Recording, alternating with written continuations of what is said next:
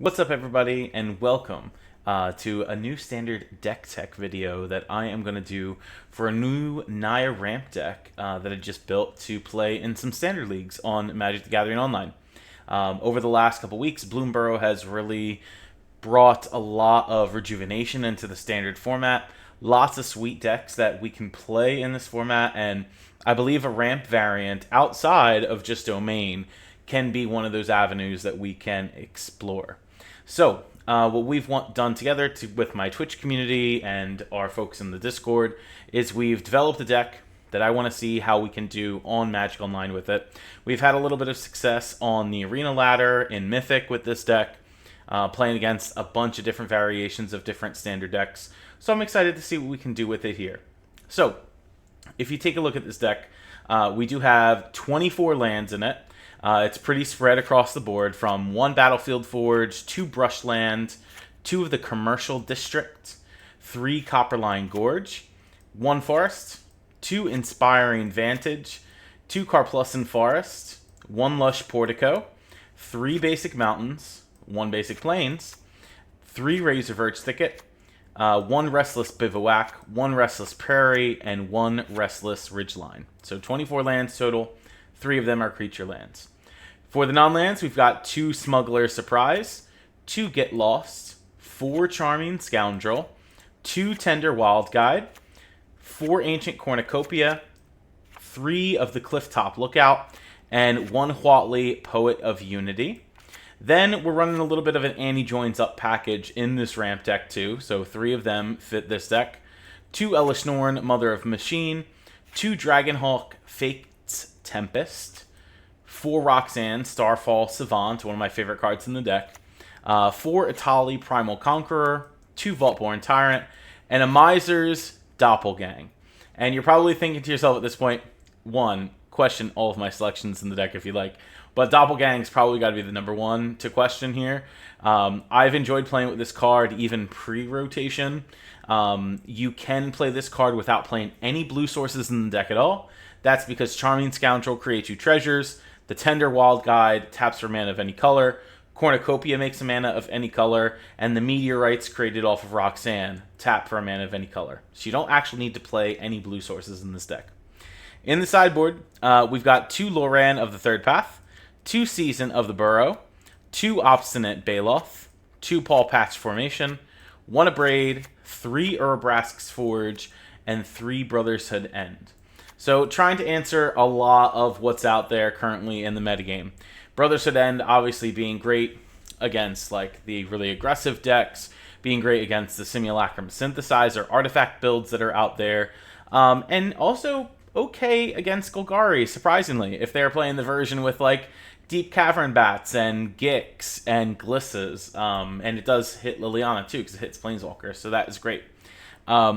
Taking a look at, Urabrask's Forge, that card is good against a lot of the metagame right now, especially the Black X decks that do not have enchantment removal or artifact removal, which is really like, I don't know, the different black-based variants. The mono-black discard deck can't answer it, so on and so forth.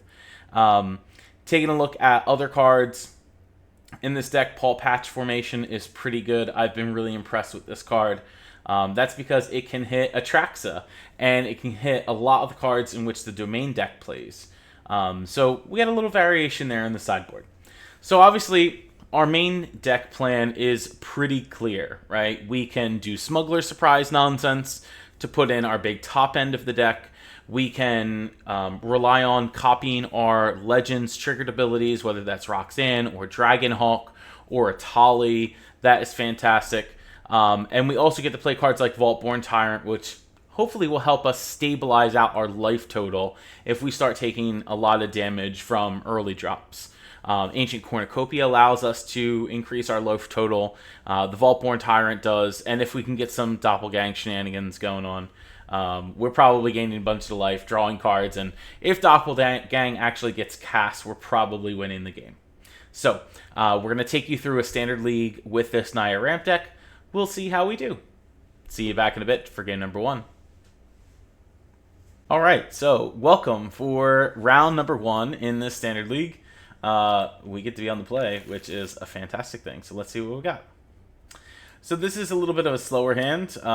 We've got 4 lands, Cornucopia, and Annie joins up here. I'm going to go ahead and keep... reason being is I can start off the game with a Lush Portico, so we can go ahead and surveil the top card of our deck. Being able to play an Ancient Cornucopia into Annie joins up, that dubs as a removal spell, and happens to gain me 3 life seems okay. So we'll see what happens here.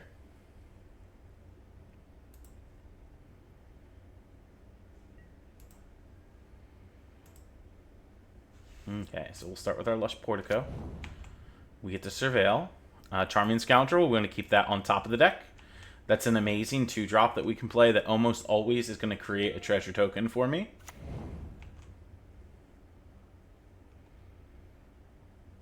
Opponent also on Lush Portico, hello.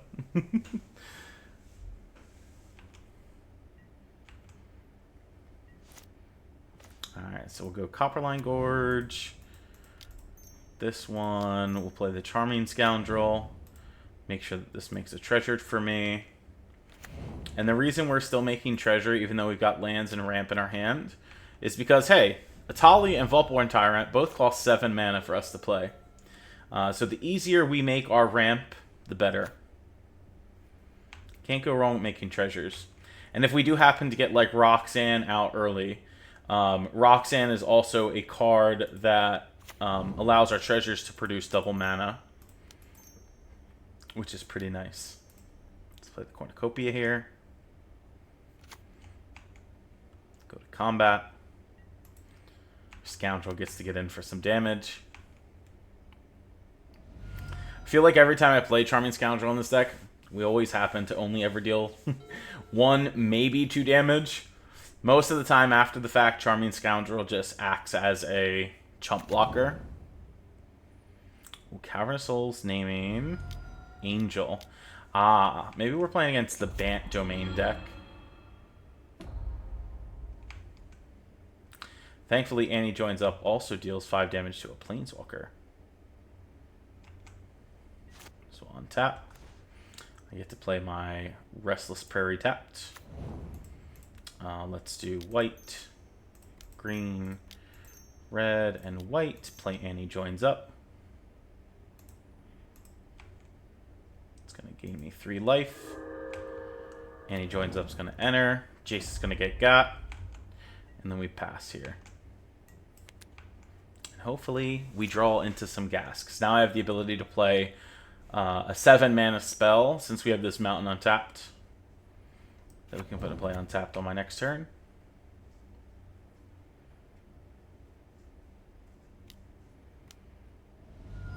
Two, 3, Jace number 2, Electric Boogaloo.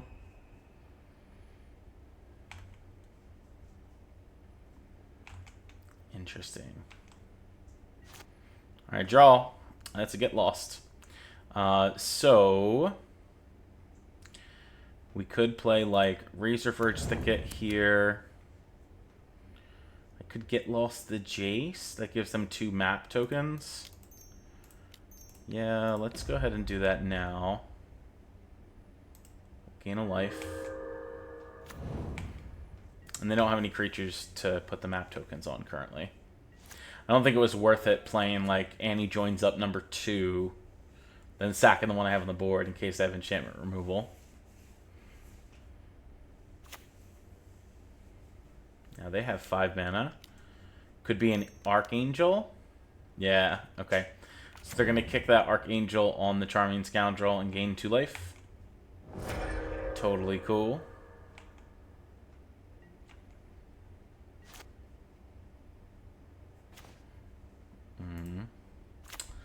Lands I don't want. Maybe we play this other Annie joins up now. Red, white, green, green. We'll gain 3 life. New one enters. This will deal 5 damage to the Archangel. And we wait for an answer here. Opponent seems to be on like that Bant version of Domain, which is totally cool. Our Atalis are good against them. So if we can happen to find one, that would be fantastic. This is the Cliff Top Lookout. I'm going to put this in my yard because we don't need to ramp anymore. We kind of just need payoff spells. Clifftop Lookout is really a good card. I like it a lot more than I did Topiary Stomper when that was legal. Topiary Stomper could never block the turn it came out if you played it on turn 3. Clifftop Lookout not only gets to block, but it also has reach, so it can block like deep cavern bats and stuff like that. So I really enjoy playing the card. Alright, come on, Dakatali. Oh, it's a Dragonhawk. We'll take that. I get double triggers. So red, red, green, green, and white. Here's our Dragonhawk. This is gave me a life. Then the Dragonhawk will trigger twice. So it'll exile 2 cards. Oh, that's Tali that I can't play. And Copperline Gorge. So, I'd rather them take a couple damage here, so putting that into play. This I can't play. I don't have 7 mana. 1, 2, 3, 4 mana. So unfortunately, I gotta pass. But Dragonhawk will deal 2 damage to the opponent twice, or 2 damage to the opponent once.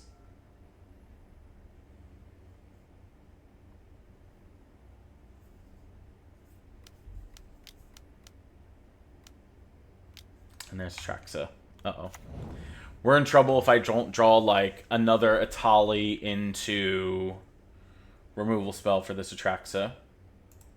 They get to see 10 cards. That's a Lockdown, Archive, Up the Beanstalk, Fabled Passage, Atraxa, Archangel, Herd Migration, Heaped Harvest.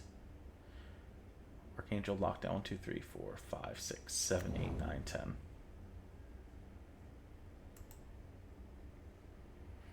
They put Atraxa, Fabled Passage, Heaped Harvest, Herd Migration, and Up the Beanstalk in their hand. Okay, top of the deck revealed another Herd Migration. So we can block 1 beast token if they wanted to attack. And that's a Clifftop Lookout. So, if I attack, Dragonhawk triggers twice, and we got to try to find an answer here. If I stay back to block, nothing happens. So it's like 8 plus 15 is 23, so I don't necessarily die. But this has to hit something for me. There goes one Atali, and there goes an Inspiring Advantage. So they'll get to block Atraxa on the Dragonhawk, which is fine. They'll gain life. We'll go to cast this Atali. 1, 2, 3, 4, 5, 6, 7. I'll put no on Cornucopia for now, because we'll see what we hit off Atali. I get 2 Atali triggers. So first one shows an Up the Beanstalk and a Cornucopia. So we'll cast the Cornucopia for free. Cast the Beanstalk for free.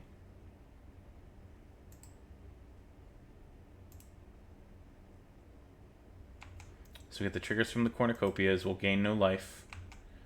So we'll see if we hit a dual color spell off of the other Atali. So this draws me a card off the Up the Beanstalk. Finds another Atali. Interesting. Okay, second one shows an Archangel and an Elish Norn.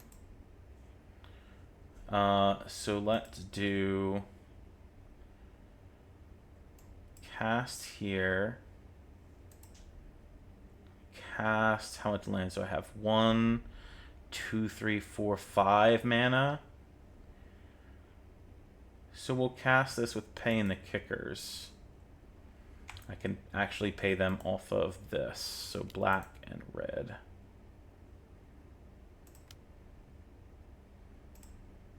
And we'll gain life now off the Cornucopias. So many triggers on the stack. Draw here. Yes. Okay. Yes. Okay. Probably did these in the wrong order.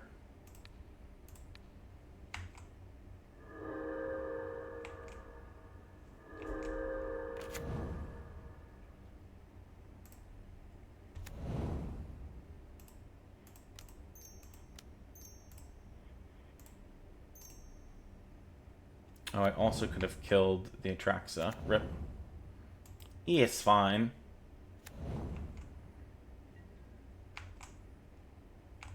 Dragon Hawk triggers. It's dead. So I have another Atali in my hand. So they'll be able to get in with their Atraxa. That's fine. That's my mistake. I should have totally killed that. It had 5 points of damage on it. But they have another Atraxa in their hand anyway. So I need to hit a couple Haymakers. Sunfall. Okay.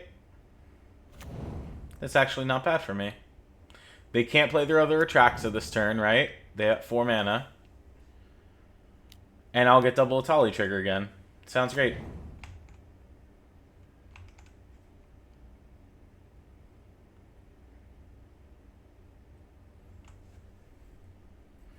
Two mana up. Okay, another up the beanstalk. Cool. Great.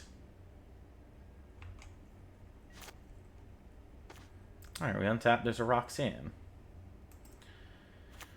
So we can do this. 1, 2, 3, 4, 5, 6, and 7. Play Atali. So many triggers. We're going to just draw a card off of the up the beanstalk. That found a Charming Scoundrel. We won't gain life.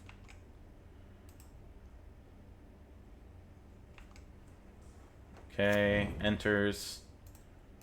Double Atali triggers. Found Sunfall and Roxanne. I will cast Roxanne. I will not cast Sunfall. Trigger from the cornucopias and the trigger to draw a card. So we draw off the beanstalk. We're going to gain 2 life off the cornucopia and 2 life off the other one. Then Roxanne's going to enter. We're going to get double trigger ability off of Roxanne, which is going to get me 4 meteorites. I'm sorry, two meteorites that are going to do 2 damage apiece. Puts them to 24. Then we got second Atali trigger. That hit Get Lost and a Tender Wild Guide. So let's Get Lost a Beanstalk. And then I'll cast Tender Wild Guide, not with Offspring. Guess there's really no need to. Okay, and then we can pay 1, 2, and 3. Play another Cornucopia. And then I can animate this land for white, red, and red. Go to combat. Swing in here. This will just put a counter on itself. So we get in for a little damage. Now, opponent has another Atraxa in hand that we know about from the first Atraxa. Plus side for me is this Atali can flip into the 11/11 Indestructible, trample, and deals poison counters on the other side. So they need to find like Leyline Binding or something for this Atali now.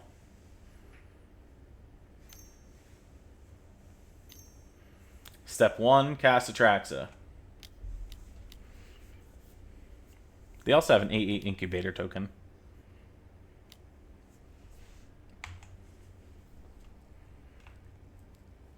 Okay. Atraxa enters. Shows Heaped Harvest, Meticulous Archive, Get Lost, Archive, Leyline Binding. Sunfall, Archive, Lush Portico, Leyline Binding, Heaped Harvest. So obviously they take one of the bindings, the Heaped Harvest, one of the lands, Get Lost. Now, interestingly, if they also don't get rid of Roxanne here, we could do a thing where I play the second Roxanne that's in my hand, get double triggers, 4 damage on the Atraxa, attack with the other Roxanne, and get 2 more meteorites to kill this Atraxa. And I should be able to do all this while flipping the Atali, right? They put in their hand, Get Lost, Leyline Binding, Archive, Sunfall. Okay. They got 2 mana up. Alright, brush land. So I have 1, 2, 3, 4, 5, 6, 7, 8, 9, 10, 11, 12, 13, 14, 15, 16 mana sources. This costs 10. This costs 5.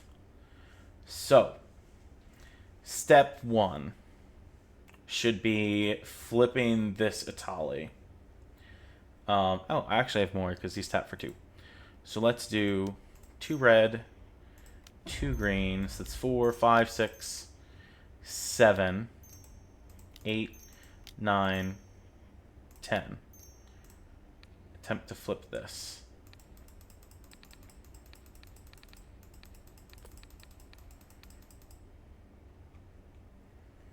I tapped too much mana, but that's okay. We can use that for the second Roxanne.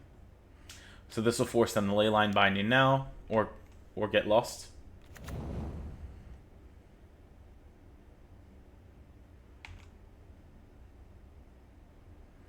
Okay, so 2, 3, 4, 5. Play this Roxanne. Lots of triggers happening here. I'm going to gain 6 life off the Ancient Cornucopias.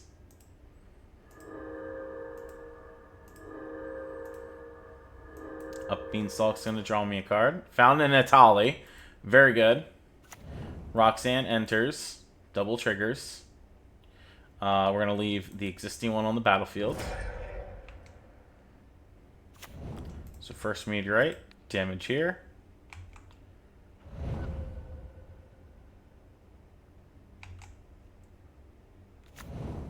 Second Meteorite.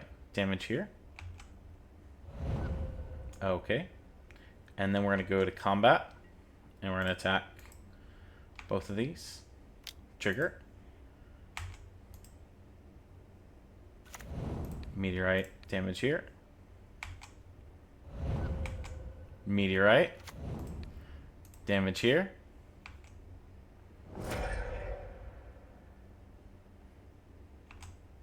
Okay, would you like to take 6? Answer is yes, because they have no blocks. So, we know that they took, with the last Get Lost, Leyline Binding, Archive, and Sunfall. So I'm not going to play another Atali into this. I've got 3, 4, 5, 6, 7 mana source here. So we can just do this, where we map on top of here. Found a land. Map on top of here. It's a Charming Scoundrel. I'm going to put it in my graveyard. And then we'll pass. So I currently have 2 creature lands in play. The other one that's in my hand, if they choose to Sunfall here, then we can just Atali and get double trigger. Here it comes. So they're going to draw a card off the Beanstalk.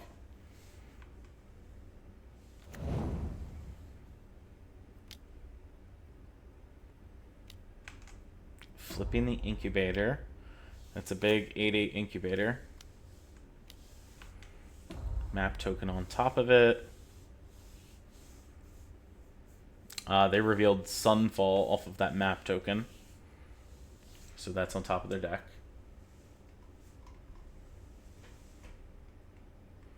Oh, wait a minute. Did they really just put that Sunfall in their yard? Interesting.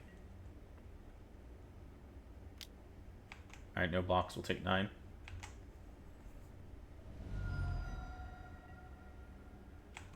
Okay, untap. That's a Wild Guide. Play Ridgeline. So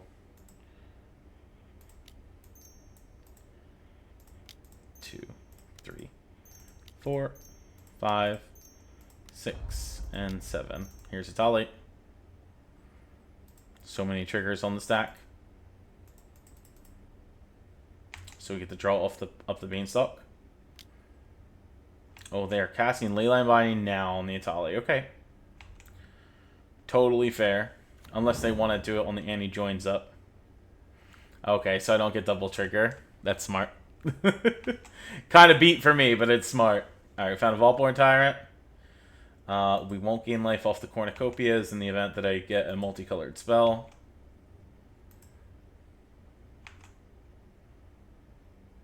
Tali enters. Trigger.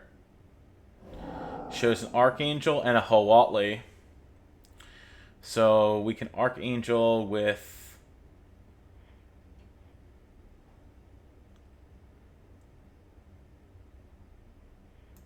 both kickers, because why not? Black and red. Okay, so trigger here.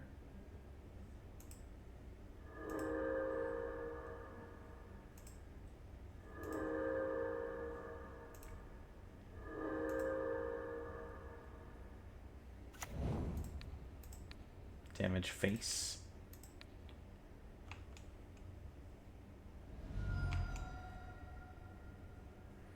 Okay. So we played this tapped. So we could play... We can animate this land. So colorless. Red, white. Let's animate the Bivouac. And then we can do... red, green, white, colorless, and animate this land. And then go to combat. Swing with the creature lands. This pumps the team. Bivouac pumps itself. They could animate their 2/2 incubator to block 1. But in any event, they can't kill the creature. So it's just like basically jump out, blocking the 5/5. Yep. Totally cool. So they're at 8. I've got 4 open mana. I don't see a necessity to cast any spell that I have in my hand at the moment. Especially if they have the 4th Sunfall in their hand.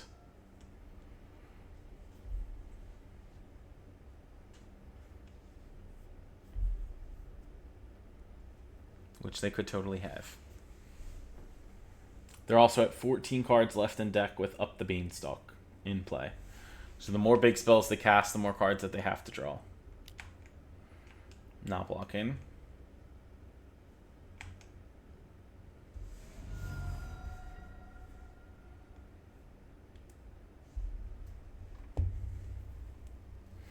Could also just like have another Atraxa here. And then they have to find more Leyline Bindings. The other Leyline Bindings are somewhere in these 14 cards. I imagine they have at least 3 more that they could just get off of an Atraxa. Okay, so here's a Herd Migration that creates a bunch of creatures. Totally fine.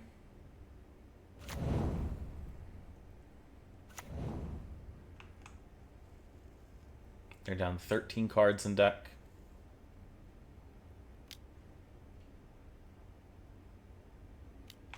Mm-hmm.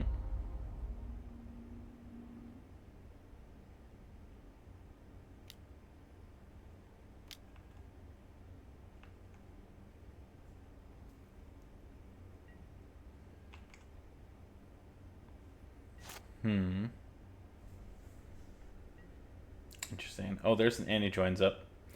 Okie doke. So we can do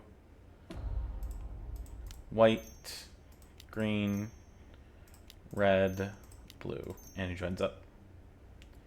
Oh. Did I literally not tap for a red? Let's fix that. Okay, Annie joins up. This is going to come in. We're going to gain a bunch of life.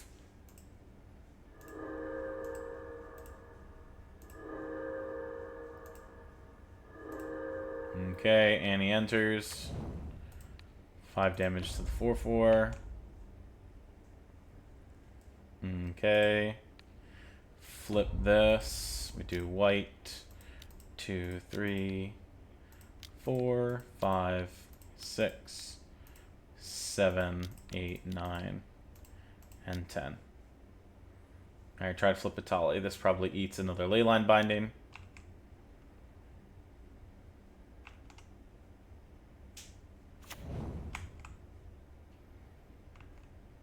Hoping to find my other Elishnorn, but not that lucky. 4, 5, 6, 7, 8, 9 mana. Okay, red, green, white, green, green, red. That's 5, 6, 7. Here's Vaultborn Tyrant. All these triggers don't matter. They go on the stack.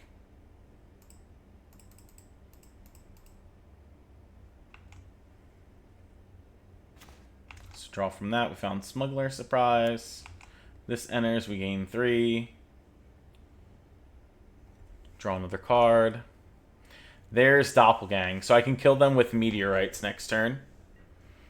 So we'll attack in the air. Leyline Binding. Sad. I won't waste Smuggler Surprise. I could, but... Oh, no, I can't. It doesn't have 4 greater power. Never mind. This is cool. Vaultborn Tyrant's irrelevant at the moment. So they take 3. They go to 5. I'm at 40. They have 12 plus 9, which is only 20 damage. And then we untap, and I kill them with Doppelgang. So long as they don't, like, have some random main deck counterspell. They're at 5, and it's totally unnecessary to Doppelgang them like this, but... I have no qualms doing this against the domain decks. To be very honest. Yeah. Atrax is coming down. Look at all the rest of the cards in the deck. Oh, Archangel's fine. F6. I'm not going to interact. Put you to 9, me to 17. Or me to 19, rather. Herd Migration doesn't do it.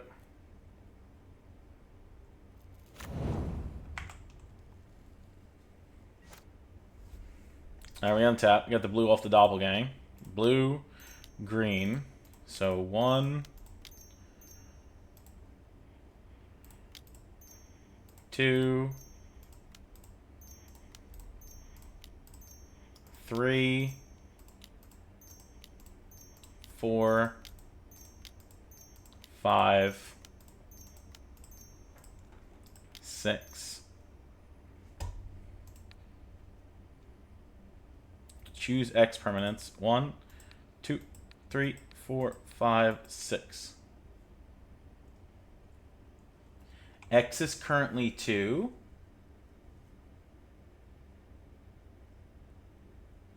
No. That's not correct. X is 3, 6. 1, 2, 3, 4, 5, 6. Q X targets. 2, 3, 4, 5, 6. Which one is it not selecting? This one? Yes. Infinite triggers. I was like, hold on a minute. It was like unclicking what I selected. Okay, Doppelgang resolves. These are lots of meteorites that are entering the battlefield. We're making 6 times 6 meteorites off this Doppelgang. And now the client is lagging. Did I break Magic Online? It's counting down on me. Oh my god.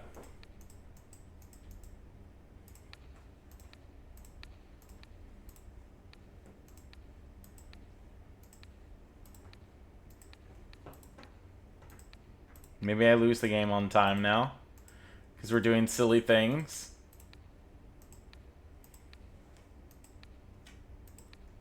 It's like not putting them on the stack correctly either.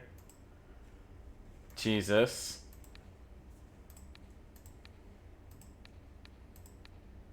Alright, can I cancel targets now? Or it'll cancel everything.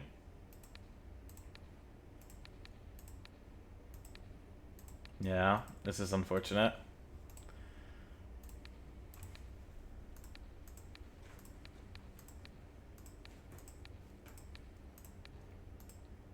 I can select and target But Magic Online is not moving fast enough for me to kill the opponent.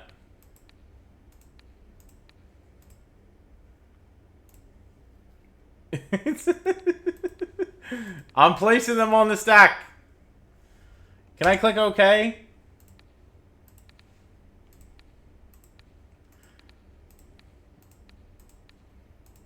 Well, I don't know how much more I can do here.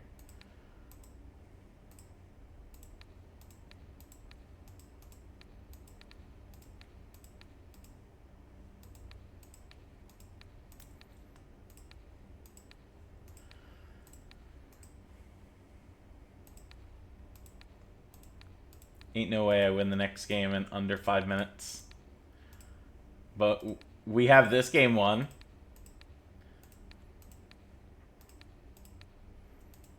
This be the things that the one-off doppelgang in the deck does. Note to self, don't make X equals 6 on doppelgang anymore. Unless opponent has actual infinite life. You just might break Magic Online.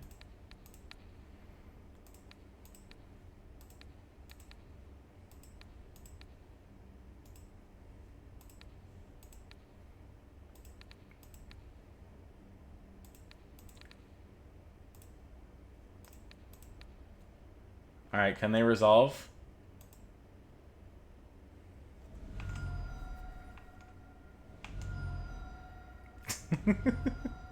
Next game. Begin sideboarding. The greatest piece of text that I could read at that moment. Alright, their domain. I need Season of the Burrow. I need Loran.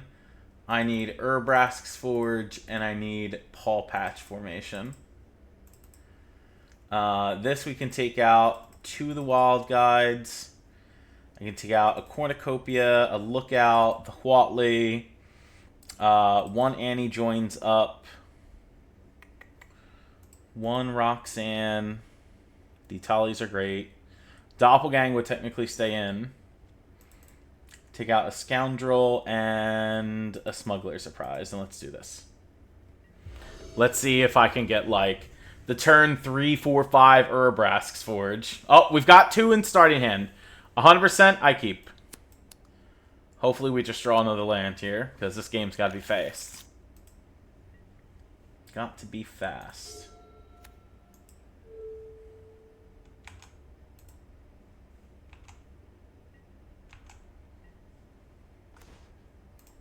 Alright, Commercial District. Show me a land on top. Nope. Into the graveyard. I need an untapped land for this Forge, and hopefully they don't have a way to interact with the Forge outside of Leyline Binding. Untap. Land. Cool. Alright, Commercial District. Show me a land on top. Perfect. Keep it on top. Next turn we get to Charming. We get to Forge them. Forge them. Forge them 2 turns in a row.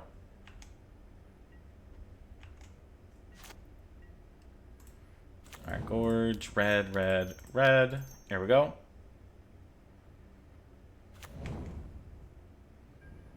Combat. Attack. Beautiful. I would pass.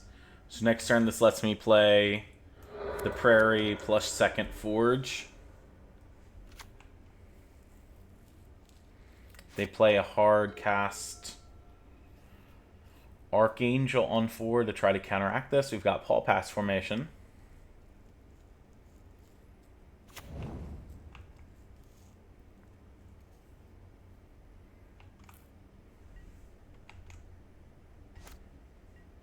Okay. Prairie, red, red, red. Forge number 2. Okay, go to combat. Double trigger. Alright, hit for 3.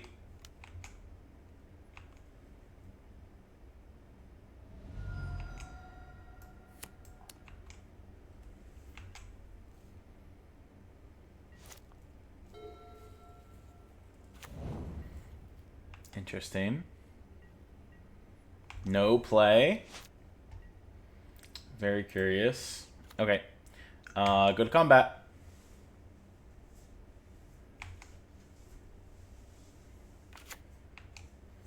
Any ley line binding? X equals 3.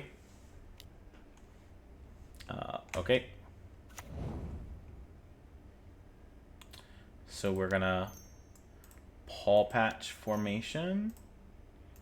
Cast. Destroy enchantment on the binding so I can keep my forge.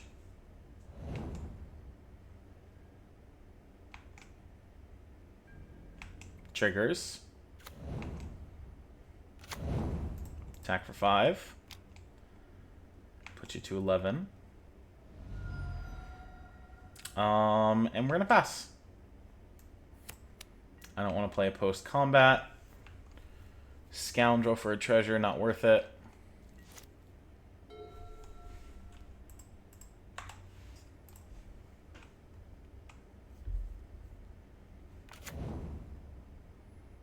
That's on Angel, so they can use Angel to double kick and deal 4, gain 4.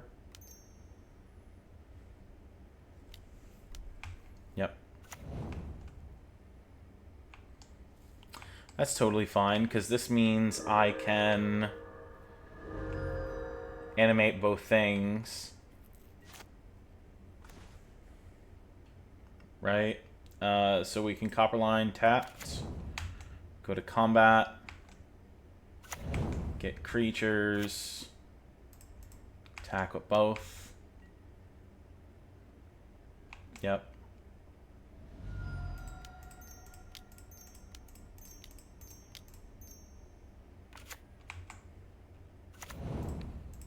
Kill the Archangel.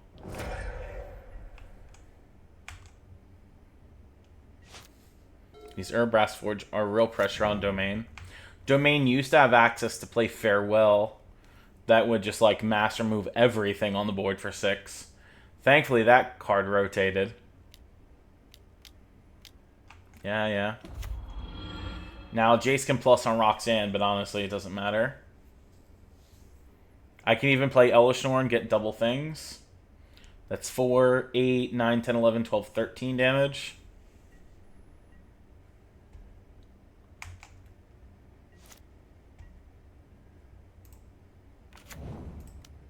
One, 2, 3, 4, 5. Elishnorn.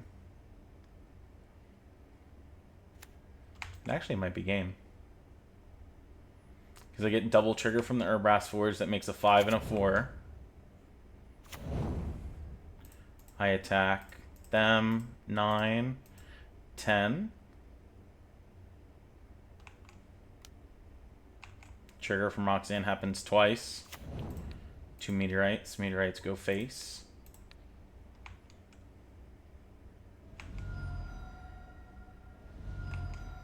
It's 10 exact. They'd have to use a get lost. Yeah. Okay.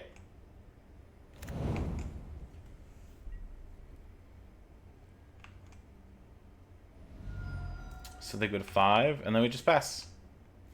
No need to do anything else. I can hold up my Paw Patch formation in case they happen to play Atraxa. If they Sunfall, they die to Urbrask's Forge. Pretty much.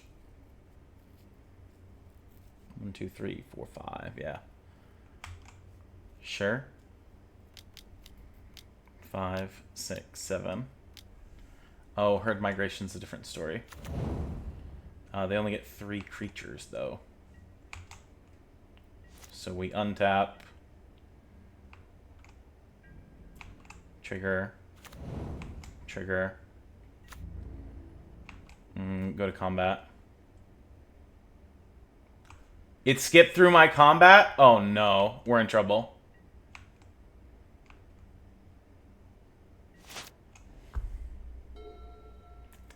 I can't believe it just did that.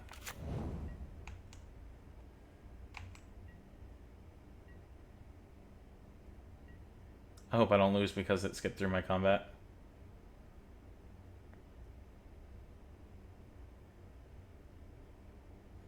Total misclick.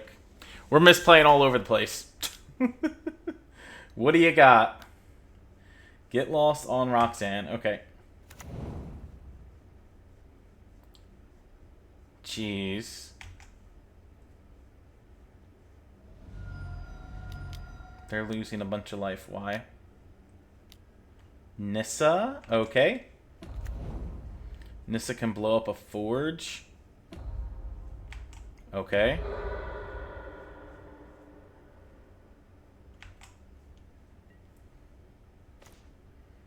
Oh my god.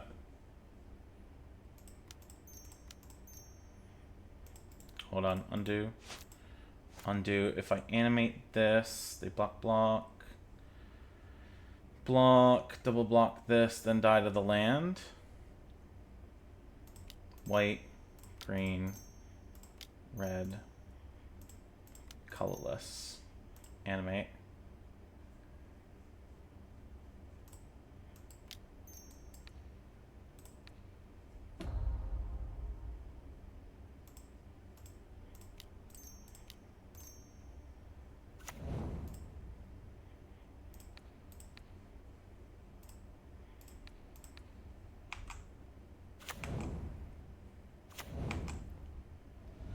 Yeah. Whew.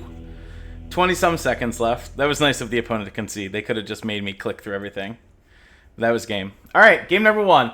Misclicks, misplays, doppelgang making 36 damage. It is what it is.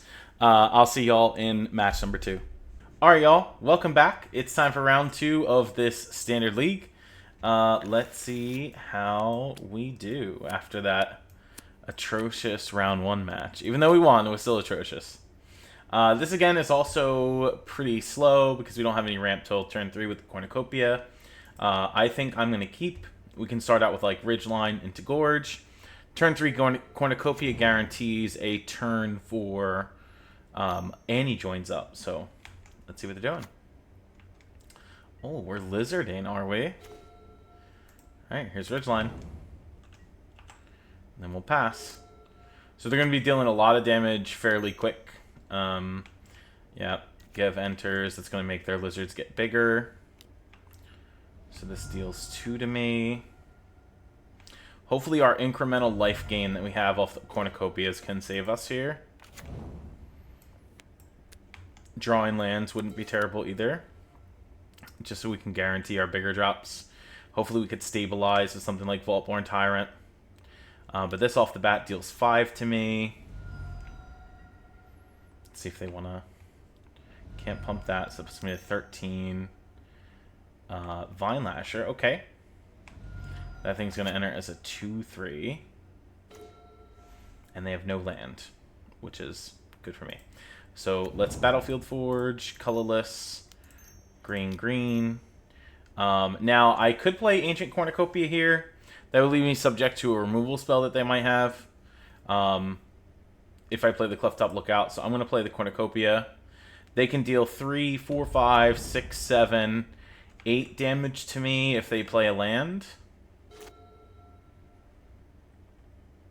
I am guaranteed to play Roxanne to gain 2 life and shoot a creature for 2. So let's see what they're doing here. Fireglass Mentor to start. So we take 1 from the Gev. That's a very strong creature. They're attacking me. We auto take 1. Then we take 3, 4, 5, 6. That puts me to 4. Then trigger off the Fireglass Mentor. They've got nothing because they don't have a land. Okay, so we land.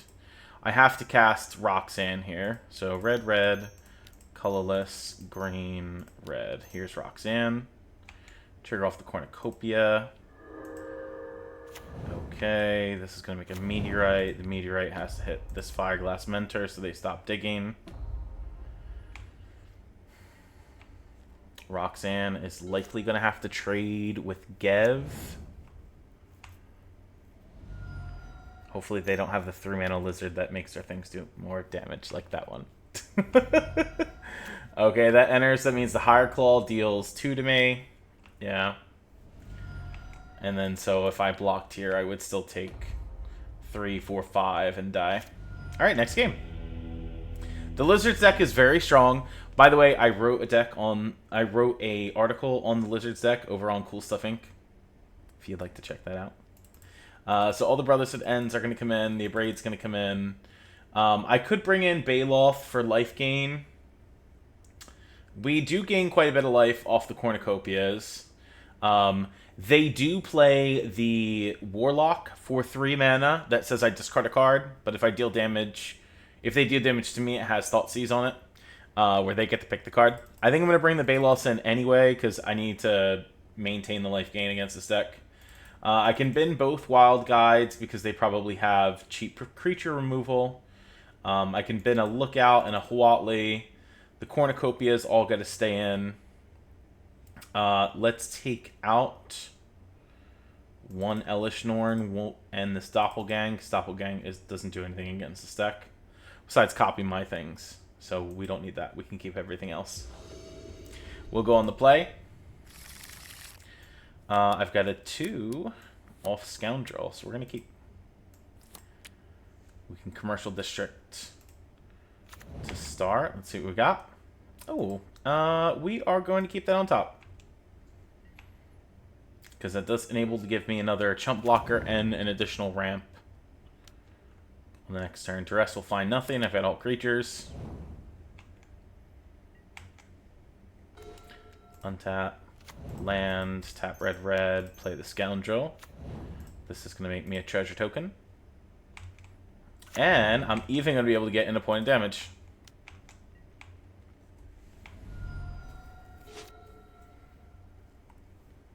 And they concede already. Okay.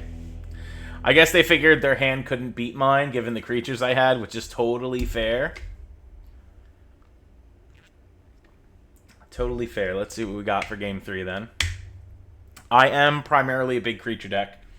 Duresses don't do too much against me, but get rid of, like, my spot removal spells and Brotherhood End, so I can't wipe them. Duress might be worth it for them on the play, but most of my ramp is creature or cornucopia. Like, this hand is okay. I've got Charming Scoundrel on 2, cornucopia on 3, additional ramp, plus surprise, and a payoff spell. So in the event that they did keep turn 1 Duress here to get rid of cornucopia, I still have Scoundrel into Clifftop Lookout, which isn't terrible.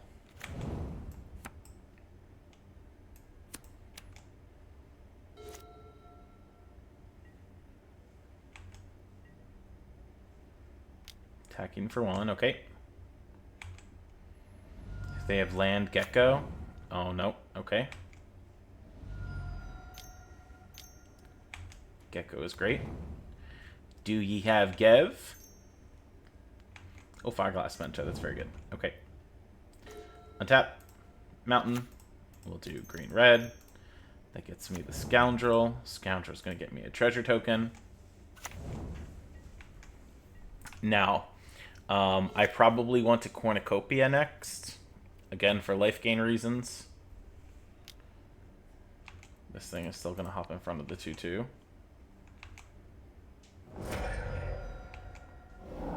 Trigger from the Mentor. Mentor shows Gecko plus Go for the Throat. So they can play Gecko plus another spell. I need Brotherhood End off the top of the deck. Or I might be dead. That ain't it. So if I look out, that gets me a blocker on the 3/3. Take 2, 4. No, take more. Take 3, 6, 9, 10, 11, plus 2 from a land, that's 15. If I Cornucopia, I take 4, 7, 10, 13, 15, plus land would have me dead. So I actually could play Annie Joins Up this turn, kill this, take 2, 4, 6, 7, 8, go to 8. I wonder if it's better. Yeah, I probably should Annie Joins Up to get rid of that Flame Caller. It's not the best thing I can do here, but I think it's worth.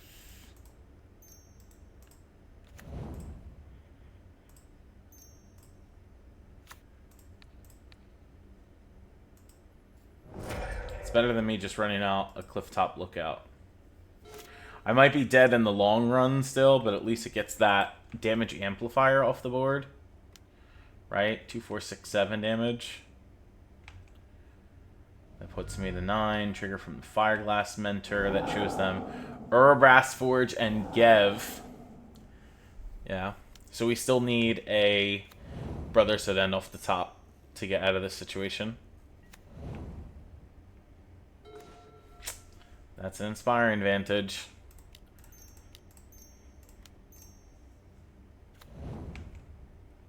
Lookout gets me a land. Vantage here, and then we're dead, right?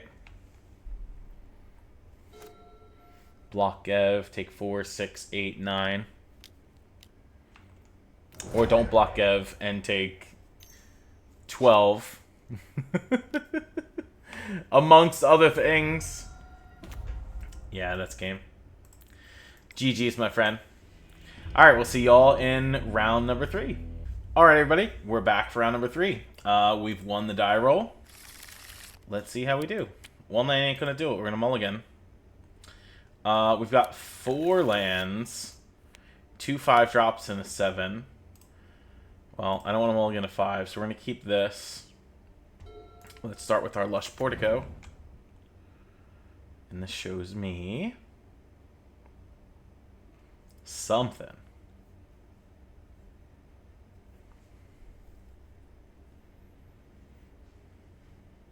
Opponent's thinking.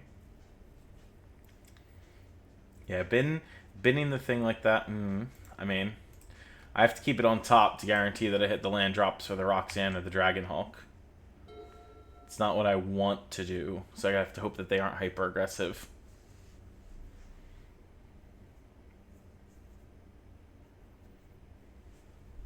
They could just be on straight up mono red and kill me. The downside to all of the ramp decks is if you don't have like the ability to live past turn 3, turn 4 against hyper aggressive aggro decks, it's always going to be a weakness for the ramp builds. But I really like playing this deck. I mean, I've played this deck quite a bit on Arena. I've played it occasionally on Magic Online here. I have played this at my LGS standard events, and they seem to be doing okay. So we'll see how we can continue to do. I think definitely the deck can continue to do some work based on what we've experienced in games so far. Fun fact, when I started building this deck, I actually made it with the Caretaker's Talent and Brass Forge package in it. And it was less of the top-end ramp, and it had no anti-joins up, of course. And when I tried that, I lost like 3 or 4 matches like straight in a row. Because I think the deck was dealing with an identity problem. Like, what did you want to do? Do you want to do the wider ramp package, or do you want to do the Caretaker's Talent fun stuff? And so we took that package out of the deck. I moved the Brass Forge to the sideboard, and we've been doing quite well with it. So it definitely could continue to use some work, but I'm excited to try out this version of the deck a lot more. All right, double Builder's Talent, so this thing's going to be a big defender. This is on level 1. It says whenever one or more non-creature, non-land permanents enter, but a counter on a creature you control. So they're going to get a second wall, and one wall is going to be a 1/5. Alright, well, at least they're not attacking me. Oh, nice. We drew a Tender Wild Guide, the little guy. Alright, so green, green, red, and colorless. Let's play this with Offspring. And then I can pass here.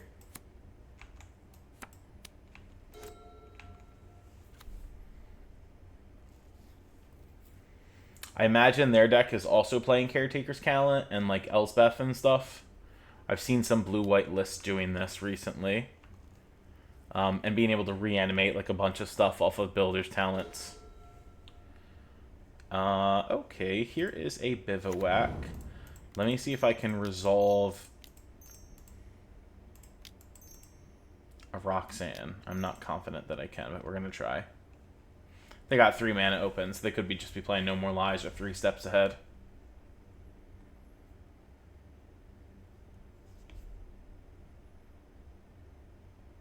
Roxanne's never going to be able to attack through the wall, the 1/5 wall.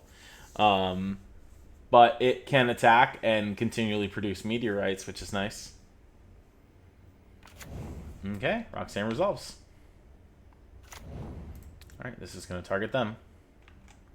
And then what I could do with this Wild Guide is at end step I can tap it to put counters on it. It'll never be able to, like, really race the one wall getting infinitely big, but we'll see. I am enjoying seeing the Builder's Talent version of the blue-white deck. It does synergize really well. It has infinite blockers. And it's not just, like, weak to the super aggressive decks. Because, hello, who doesn't like burb walls?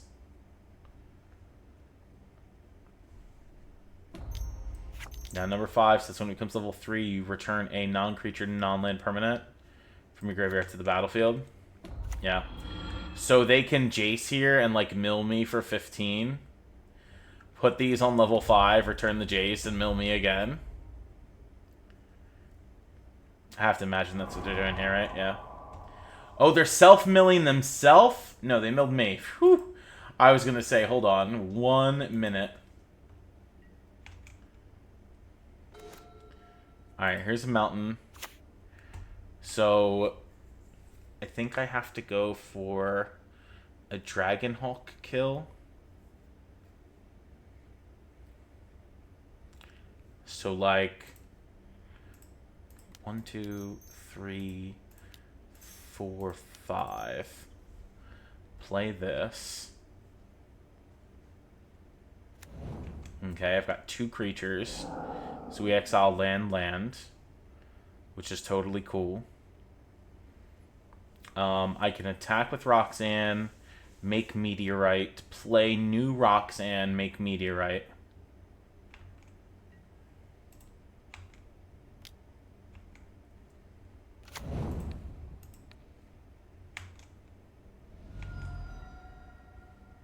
Yep, they can double block, that's fine.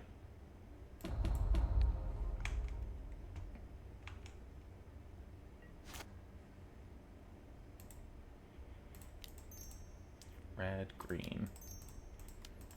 Red, green, red. Roxanne. Make Meteorite. This one kills this token. Okay. 1 token down.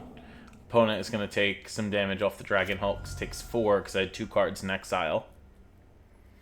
Now, Dragon Hulk does that when it enters the battlefield and when it attacks, which is pretty cool. So if in the event that it lives this turn and they don't like Sunfall, we can attack and we can exile another 2 cards. But, oh, Eternal Wanderer. Well, that's going to Wrath. That'll make me kill... keep one little guy and everything else goes bye-bye. They're at 12. There's a cliff top lookout. So let's do green, red, colorless for the lookout. Got me Copperline Gorge. Play out the land that's in my hand. Attacking with Bivouac doesn't make sense because they have a 5/9 defender. They've hit 2 out of 4 of my Atalis. The Doppelgang is in the yard. 2 out of 3 Annie joins up. Got 2 Annie. I mean, I have 2 Roxanne left in the deck. 1 Dragonhawk left in the deck. That reanimates the Jace. Yep, so they can put the counters on the double striking Samurai now. And then they could just mill me 15 with Jace. That puts me to 15 cards left. The other Dragon Hulk is in the yard. 2 more Tali hit the bin too. So I don't know that I have any more win conditions. Because they can put the other one at level 5 and reanimate the Jace. So I am probably dead. Even if I get lost the Eternal Wanderer. Yeah, okay. Game number 2. So I want enchantment removal against them. Paw Patch formations coming in. Lorans and Season the Burrows. Now, they are a blue-white deck. I could probably get away with bringing in the Forges. And so we can take the Wild Guides out, 1 Scoundrel, a Cornucopia, 2 of the Lookouts, and a Huatley. And Doppelgang can go. And an Elishnorn can go. Let's keep the rest.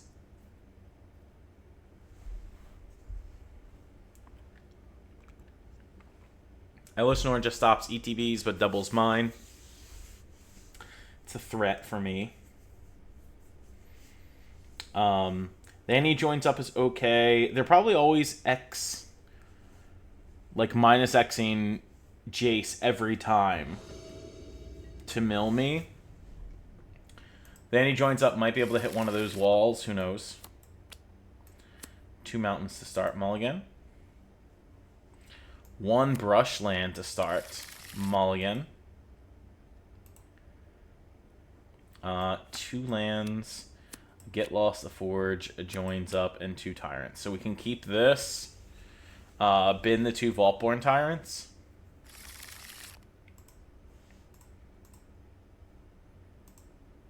And then we'll start with our commercial district, and hopefully we find a land.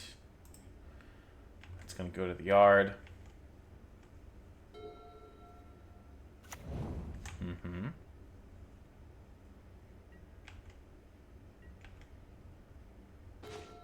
That's not a land. We hope for next turn.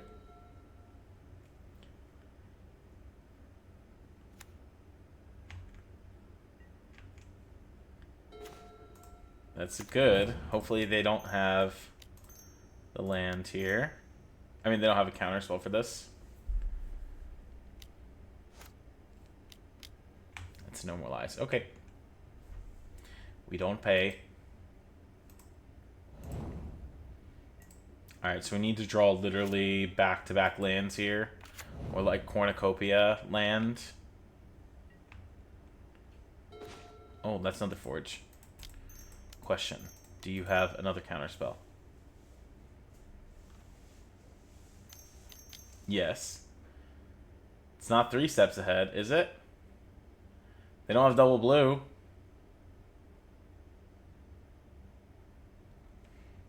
So they're drawing cards. Yeah, they drew 2 and discarded Restless Anchorage. Okay. We're swinging with the horror token.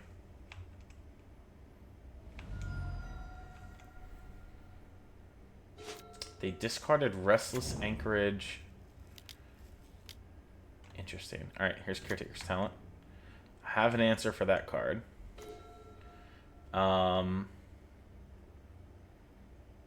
Do I have to do it now, though? Do I just want to ramp?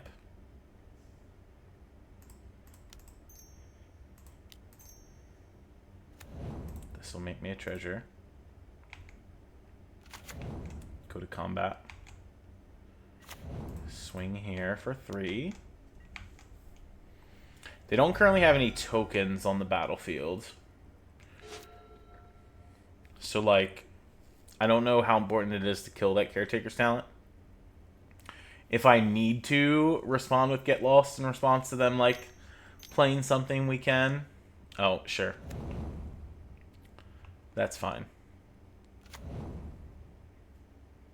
I think I'm still remarkably ahead with this Forge for now. So no land, so we can do green, colorless, red for the Lookout. That gets us a land if it resolves.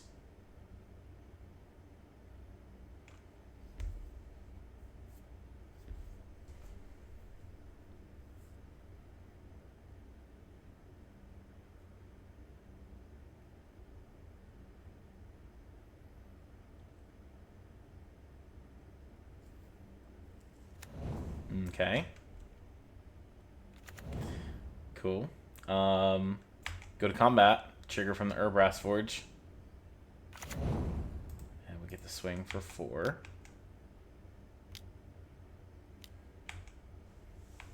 Taking the clue to draw. Cool. Personally, I think it might have been... I don't know what's in their hand, but I think it might have been better for them to not crack the clue there and pay a white and make a copy of the clue token. So that way they could guarantee to draw that extra card.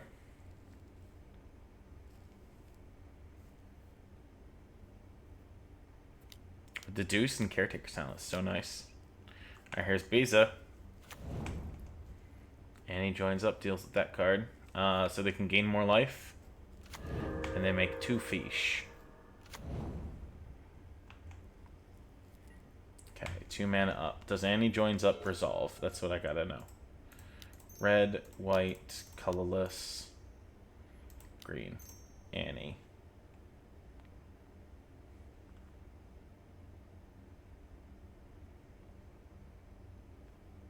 If this resolves, I get to kill Beza. And then we make some tokens and we do some attacks.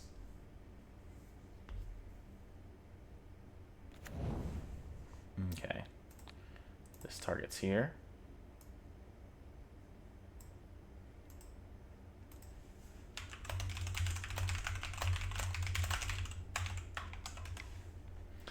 Okay.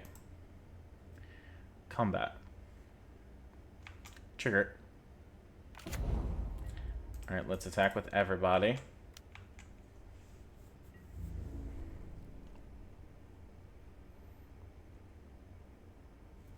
Totally fine with me. So I lose the cliff top. You take 5.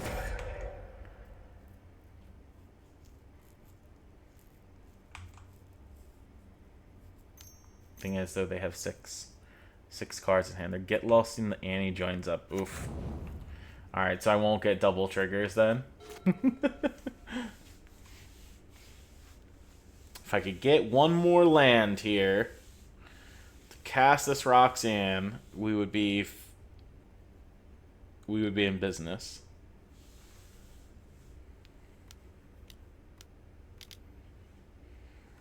Five mana, 6 mana for Eternal Wanderer. Can that blink my Forge? Yeah, it can. Oh no. Well, at least it comes back. So we untap. Land. 1, 2, 3, 4, 5. Plus 1. I kind of want to... I can Roxanne plus get lost. So red, green, colorless, colorless, red. Play Roxanne. Get Meteorite. Meteorite enters. You take 2. Then this can tap for double white because of Roxanne. And I can get lost the Eternal Wanderer. They get the draw card though. That's fine. Attack with the Scoundrel.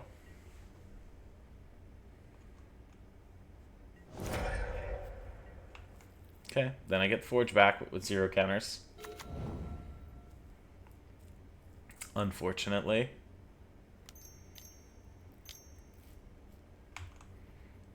Talent number 2. Now they can make a copy of the map token and draw 2 cards.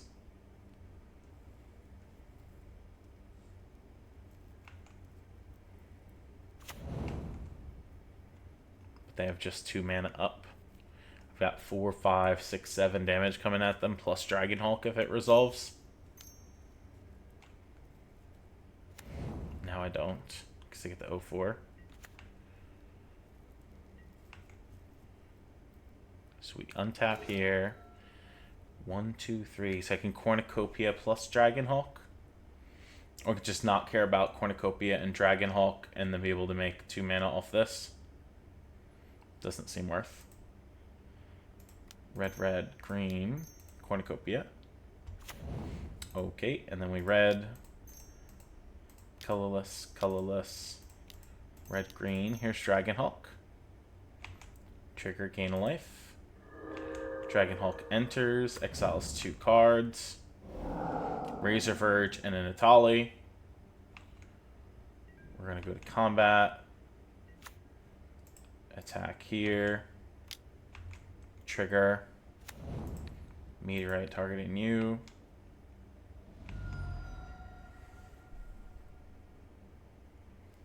Yep, that blocks that. Take one from the other card. And then we pass. We left both things in exile.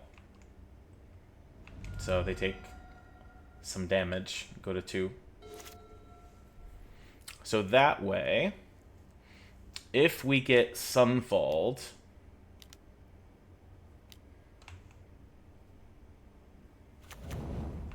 they draw 2, but they have 1 mana up. So they can't flip the incubator. They can flip the incubator. Oh, they played another of that. Okay.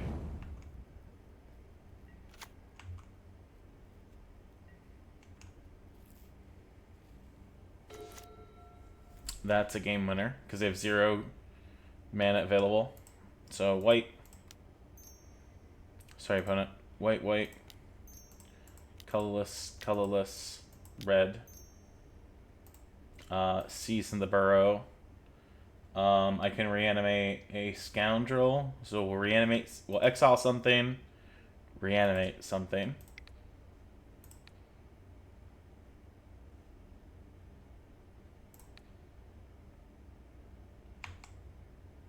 This will gain me life. This resolves. You get a card. This is going to make a wicked roll attached to here. And then we go to combat. Make a creature off the forge, and we attack. Okay, game number 3. Tied match. Keep everything the same, I think. I don't really want to change anything. Maybe we put another ramp card back in the deck, like Clifftop Lookout. Or Cornucopia. Cornucopia is probably better. Or it's got to be a 2-drop creature. Let's put another Wild Guide back in the deck and take out, like, a Roxanne. Yeah, let's do this. Just so I have another option of a 2-drop ramp spell to hit.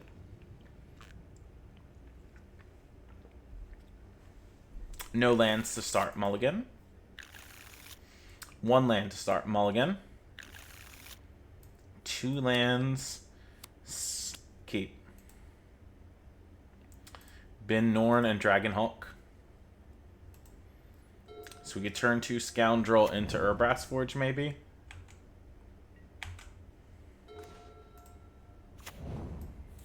Maybe.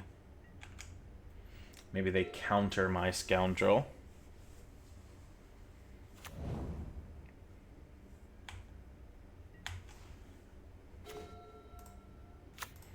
Green, red. Play Scoundrel here.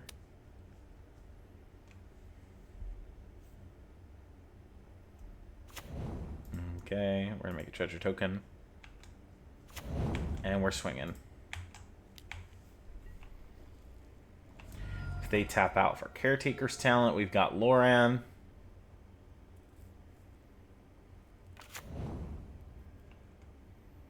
Nope. It needs to have a counterspell for the Urbrass Forge. That's fine. Then hopefully they don't have the counterspell for the Dragonhawk. Oh, it resolved? News to me. Alright, attack for 2. Awkward.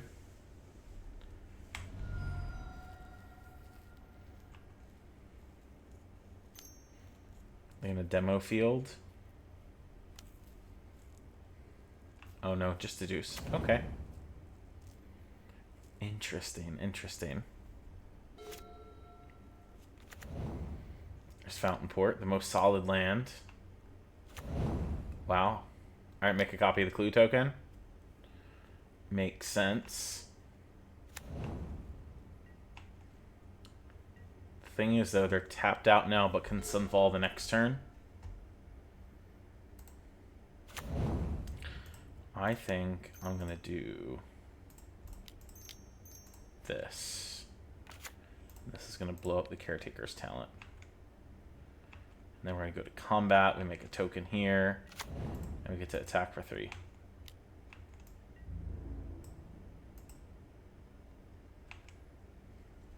And so if they Sunfall me here, we can still play Roxanne or Dragonhawk post-Wrath.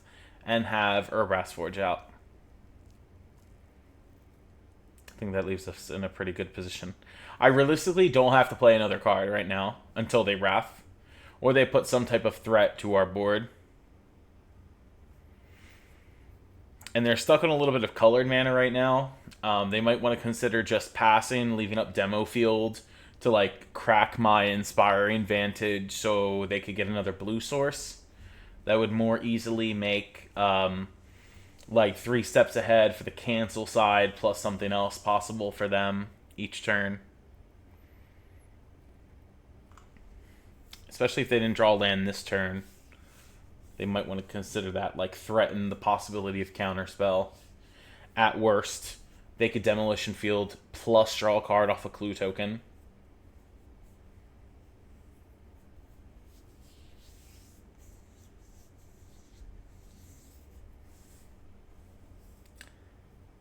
Unless they just want to main phase do all of this. And get me to, like, possibly play another spell. Because that would set them up to get an additional land draw. Oh, they have it. Interesting. Alright, we untap. Here's my land. Go to combat.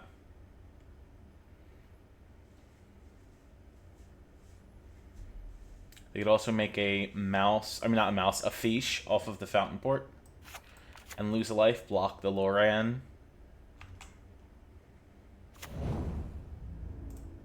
Probably means I shouldn't attack with Loran. I don't care if they block the Charming Scoundrel.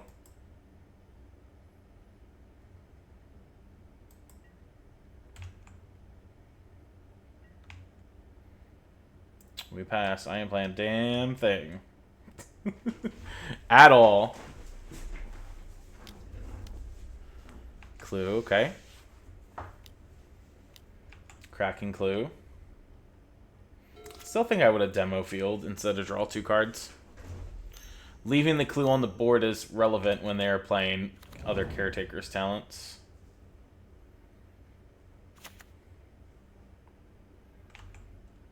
Okay, still same threat of Fish this turn. Let's do this. I want to draw a card.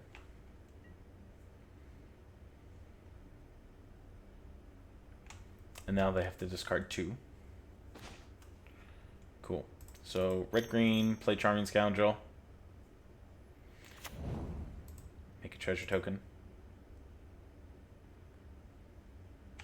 Could have also put a Wicked Roll on Loran.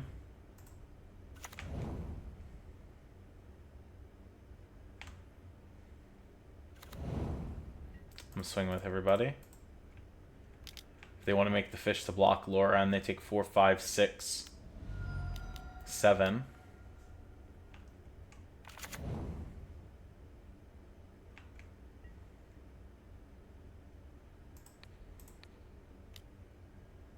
Oh my god, I drew an Annie joins up.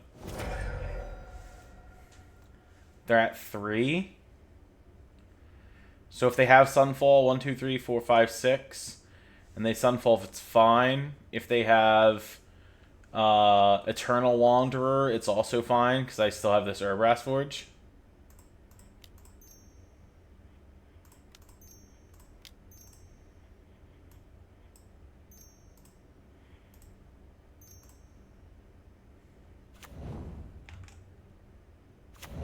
Roxanne replaces the treasures.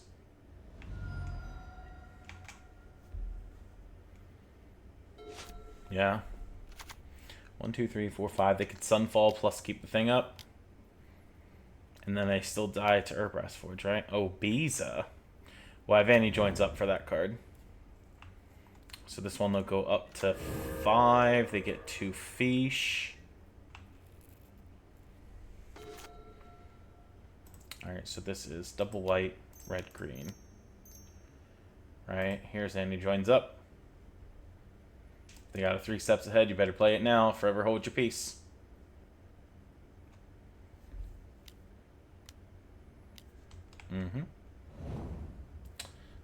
Play land. So if we go combat, this makes a 5-1. So I attack with everybody. We use the meteorite to kill a fish. They block here, here, take 2.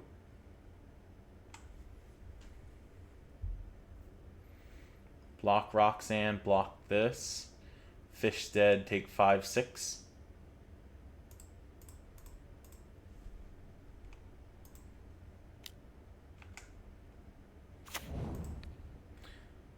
Don't they block, block, block? Take one. Yeah, okay.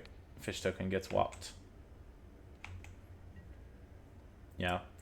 Yep, Bisa here, fish there, take 2. Bisa gets Phyrexian Horror tokened. So same game plan as last turn.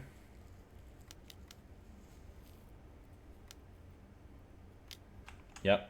So Sunfall. So long they can flip the token.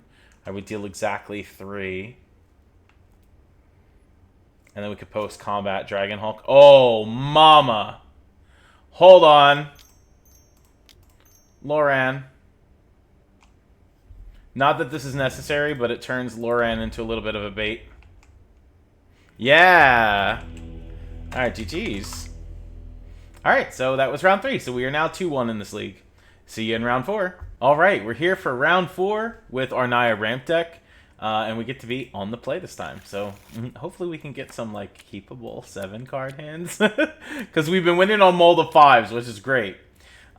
This is very keepable. We have Lush Portico Mountain to start with the turn 2 Scoundrel. We can play turn 3 Cornucopia no matter what. So let's keep. Hopefully we can ramp out an early Dragon Hulk. Dragon Hulk can either deal damage to the opponent or help us hit those land drops that we need. So let's see what we do. My hope is that I can draw an untapped land for turn 3 to play the Cornucopia without having to sack the treasure, but either way we're guaranteed that mana source. So all is okay here.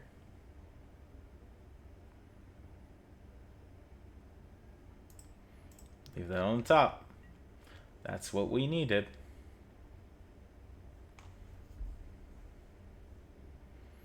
So the question is, what kind of deck is opponent on? And what do they think I'm on by playing turn 1 Lush Portico? Because there's a lot of the domain decks right now are doing exactly that. Like, the one domain deck plays all the white Surveil lands. Except maybe white-black? Oh, lizards again. Okay. I dig some lizards. So let's do mountain, mountain. Tap this, play this, make a treasure token. And we just gonna pass. That enables me to play the Cornucopia on 3. Then puts me into Dragon Hulk the next turn. Not gonna block here. We'll leave Scoundrel back to block like Gev or a Gecko or something like this. Or that card, which can't attack as long as they keep that up. Okay, Carpluscent Forest. 1, 2, 3. Plays the Cornucopia. Hopefully they don't have like a Braid main for some reason.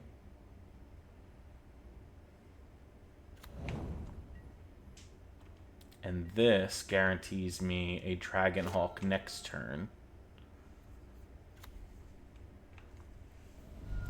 So we take 1 from the Vine Lasher. They can only attack me with Vine Lasher. So it triggers the Fireglass Mentor. They exile, go for the throw, and Jasper. So they probably want a Jasper. Card's very good. Untap. Okay. So 1, 2, 3, 4, and 5. Here's Dragon Hulk. Trigger. We'll gain a life. Dragon Hulk exiles Cornucopia, which I can't cast. So play the Bivouac tapped. We pass. Trigger, they take 2 from the Dragon Hulk. Now Jasper Flint exiles a Get Lost, Razorverge Thicket, and an Annie Joins Up.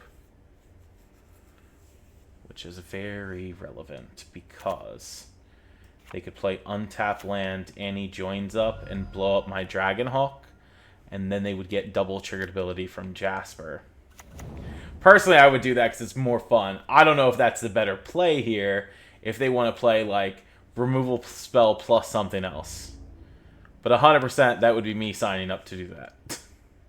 We'll chump block here now, so I don't take 4 from that. Triggers the Fireglass Mentor. That shows a Gev and a Gecko. Okay, they chose Gecko.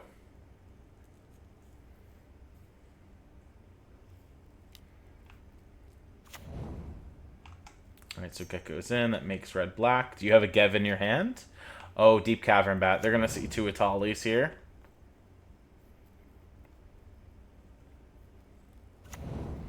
Yep, hopefully I can draw like a Roxanne or something. Roxanne would be sweet because I would gain life and... Oh, we just found another Atali. 1, 2, 3, 4, 5, 6. I guess I could animate this. Red, colorless, white. And then I can map token on this. Clifftop Lookout. That can go into the graveyard. And then we can just map token on this to try to find that land. Ancient Cornucopia into the graveyard. I need a land for Itali and to not die this turn.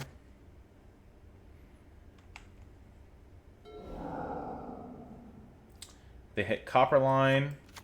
Annie joins up. Roxanne, Vaultborn Tyrant. And they can hit me for 4, 5, 6, 7, 8, 9, 10 damage this turn.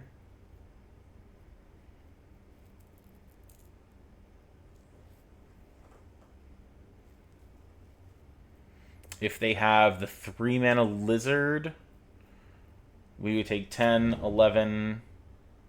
Yeah, they don't have it, or they would have played it early. Because then they would get double trigger, not double trigger, but 2 damage off the Vine Lasher. So 3, 7, 8, 9, 10. That's going to put me to 4.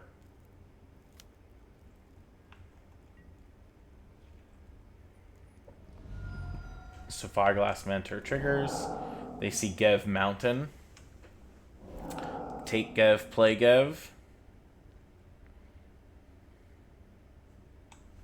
Not even sure that Atali lets me come back here.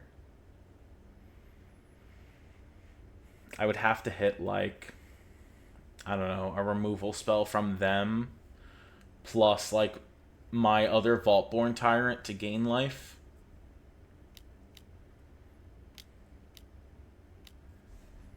Roxanne deals 2 to me.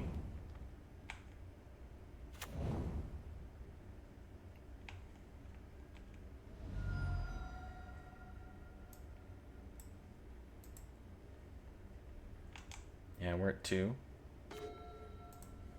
And here goes nothing. 1, 2, 3, 4, 5, 6, 7. Atali. Trigger. No. Enters. Trigger. I hit the Thought Stalker, Warlock, and a Cornucopia. Okay. It don't help, though.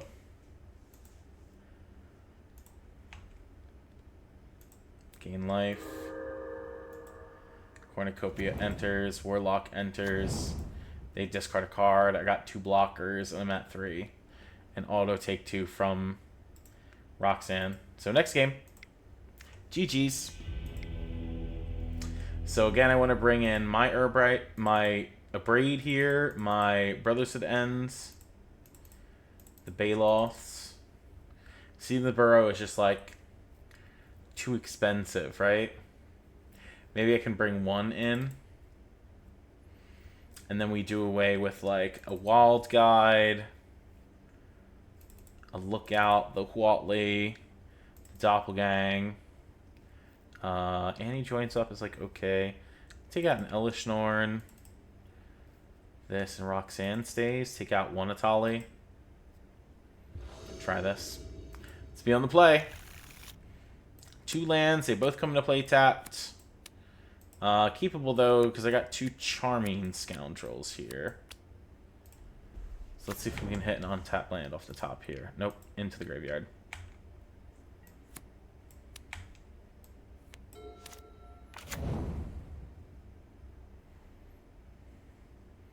Alright, is it Hired Claw? Yeah. Alright, untap, draw. Hey, we'll take that. Green, red, Scoundrel. Make a treasure token. We are not attacking.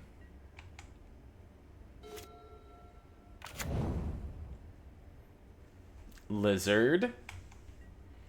No blocks. Let's see if they pump. They can't. Oh, they can't. They have 2 counter souls.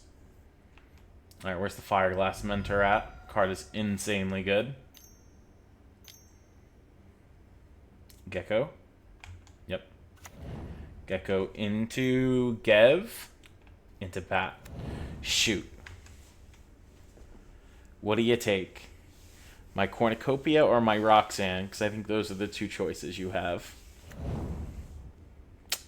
Good choice. Alright, so we untap. I can play another Scoundrel. Make a treasure.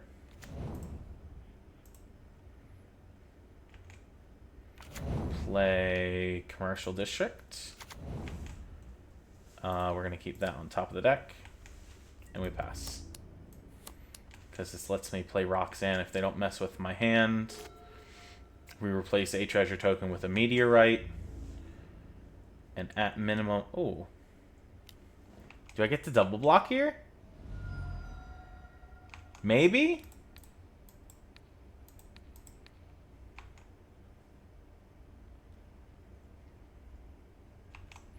I'll take that. It's like a free removal spell. And then they play... Oh, Thoughtstalker Warlock. Well, rip Roxanne. Unless they want to take Atali instead. But I'm pretty sure they take Roxanne because I can play that card. Yeah. It's okay. We'll just top deck another. Or that card. Red, red, white. Red, green. Alright, here's Dragonhawk. Hopefully they don't have the ability to get like Swamp plus go for the throat. That'll stay in exile. They're going to take 2. Now, hopefully Dragonhawk can find me land now, or we're in trouble.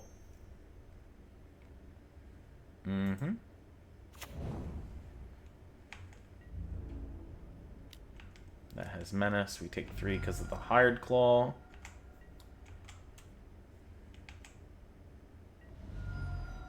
Okay, trigger from the Fireglass Mentor. That shows Gev plus land. Please don't have go for the throat.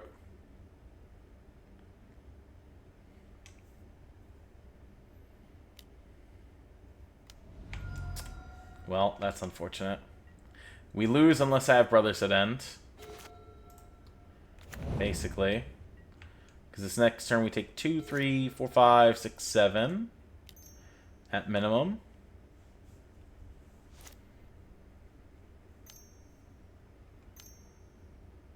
Jasper Flint. Oh, second Fireglass Mentor. That's very good. 2, 4, 5, 6. Yep. 7. 7, sorry. Alright, double Fireglass Mentor trigger. So, Vine Lasher, Hired Claw. Probably take Vine Lasher. Unless Hired Claw is just more damage on the attack trigger. There's a Jasper Flint, but they could take Decaf from that and play Bat and take my Atali. Yeah, huh? Alright, so we're basically Brothers at Ender bust here. And that's a land. And we're dead. GG's. Alright, concede. See y'all back here in round 5, where we'll be playing at 2 and 2. All right, and welcome back. We are here with round 5 of this standard league on Magic Online with some Naya Ramp. We are currently 2 and 2, and we've won the die roll. So that's pretty good. We'll keep. Got a turn 2 Charming Scoundrel, into turn 3 Ancient Cornucopia. So hopefully it's smooth sailing from here. All depends what opponent's playing. Okay, raise first ticket. We'll do red-green. Play the Scoundrel. And we'll use this to make a treasure token, of course, so we can ramp.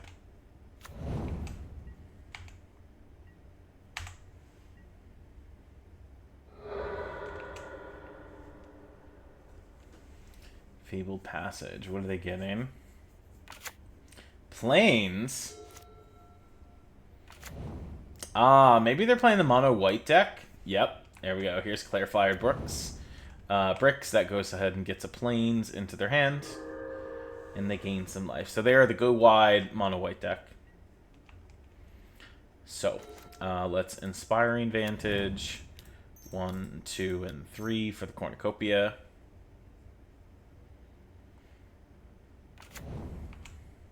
Go to combat and we'll attack this time.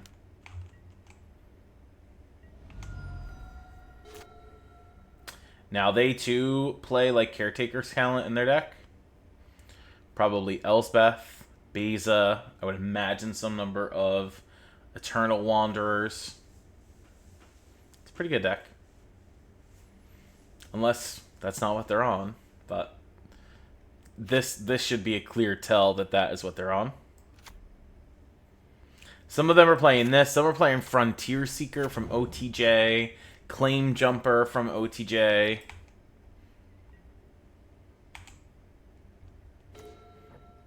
One, two, three, four, five. We can Battlefield Forge. And then I don't have to sack this treasure token, right? So red, red. Green, red, white. Play Dragonhawk. We'll gain a life off the Cornucopia.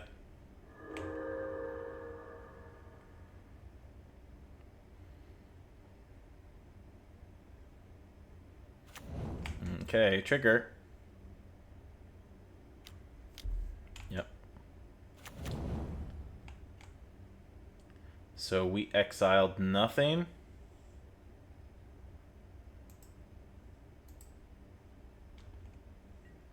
Interesting.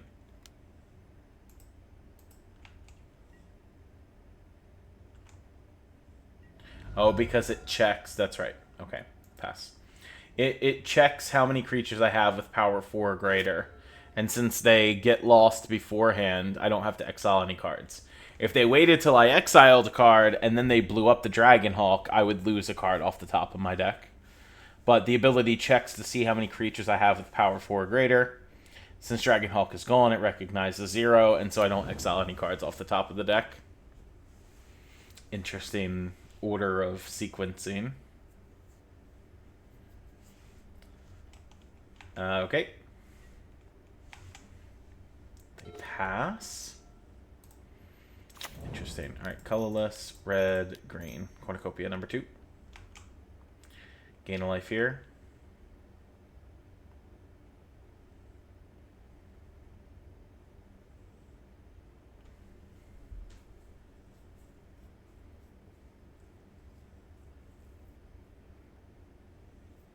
Do they have a kill spell? For the Cornucopia, white doesn't have artifact removal outside of Requisition Raid. That was the spree spell from OTJ. It blows up an artifact enchantment and then also pumps your team. So red, green, green. Here's Cornucopia. I'll gain another life. And then, yeah, we'll tap this for white and try to put the map token on the Scoundrel. No, do not put it into the graveyard.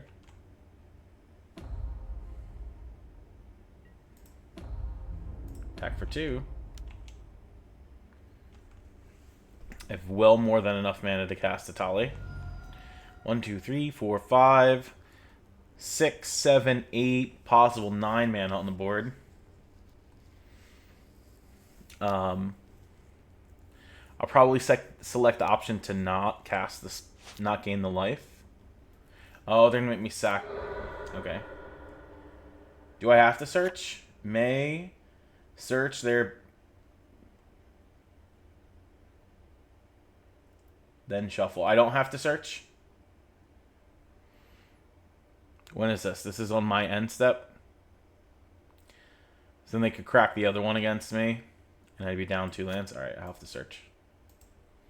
Unfortunately. If not, I lose out. We will take a basic forest.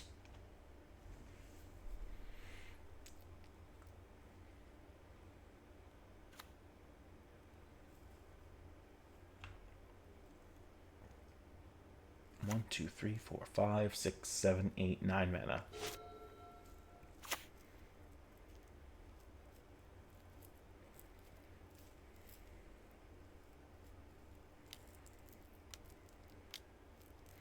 Chrome Host Seed Shark.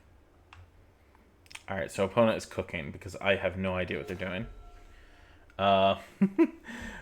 So we can do this.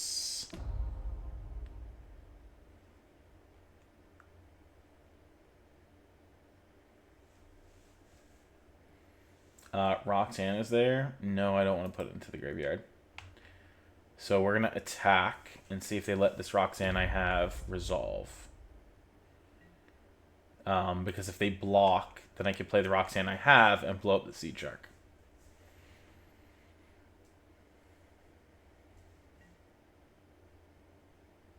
Cool.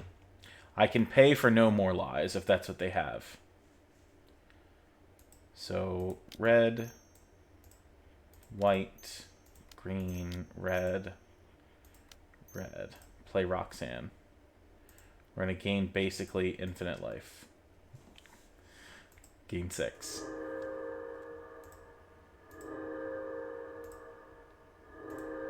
Alright, Roxanne enters.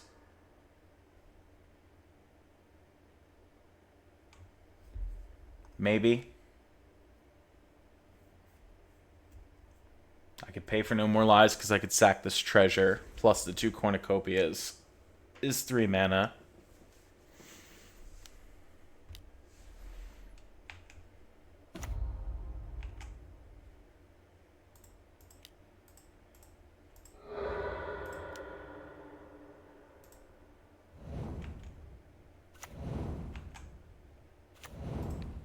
Meteorite deals damage here.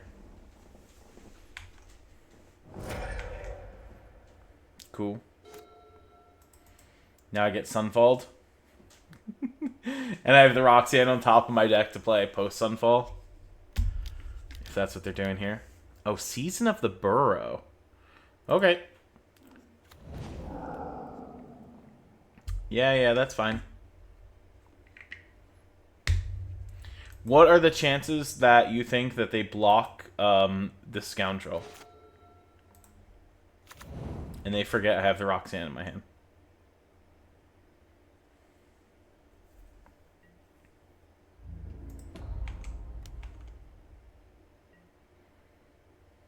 Wow. No way.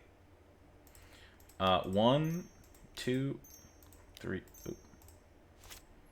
3. Cornucopia. We're not going to gain life. Nope. Nope. Nope. Cornucopia resolves. Red, green, white, black, blue. Roxanne. Now I gain life. All 4 cornucopias are on the battlefield, y'all. Alright, trigger. Meteorite. Kill the Seed Shark again. Oh, is it indestructible? Oh, no, I'm terrible. The Season of the Burrow gives them an indestructible counter. Oh. Well, That was less satisfying, but I did gain a life off of Ancient Cornucopias. Why did I think it gave a finality counter? No, it gives an indestructible counter. Alright, hold on. Let me take... Where's my notes? I need to write this down so I don't forget. Planes enter the battlefield. 4 cards in hand. Jeez, it forever has this. Alright, where's Atali when you need it? Maybe a little smuggler surprise. Not even Annie joins up hits that thing. Oh, definitely not that. That's a land. I can attack. They probably animate an Incubator, double block the Roxanne, so it's not even worth it.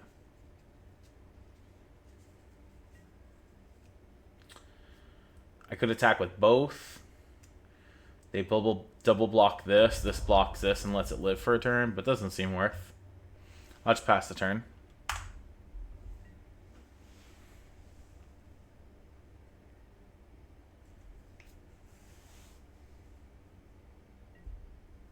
I don't know what else they have. They could just double flip these things. And the Clayfire bricks that crafts with an artifact and is an anthem, right? Yeah. Makes 2/1/1s, and then your creatures get +1/+1.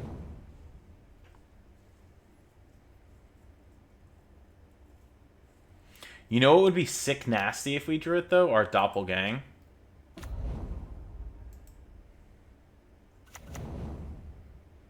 Because then we can make copies of Meteorites and Chromhost Seed Sharks.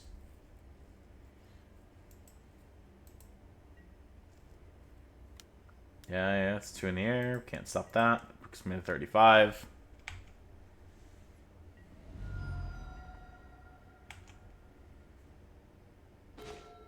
Oh, that's an Annie joins up. Okay, let's do this with the map token on the Scoundrel first. It's a cliff top lookout. That can go to the graveyard. Map token on the Scoundrel. That's Doppelgang that can stay on top of the deck. 1 colorless, white, red. Play Annie joins up. Gain infinite life. 3, 6, 9, 12. Okay, Annie joins up, enters. Maybe. No, they're going to counter it? I'm just going to deal 5 to a Phyrexian token. Well, I'm being demo field to lose the Doppelgang. It's kind of rude. Here's a mountain. Now I get to have less fun.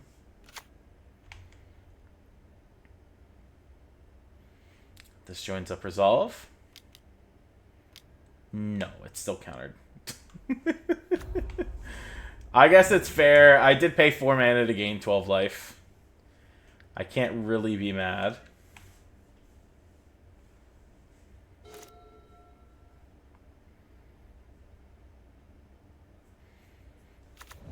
We have Atalis we can draw. I got Vaultborn Tyrants that do things. We could find the other Dragonhawk. That would be great. Jace Reawakened.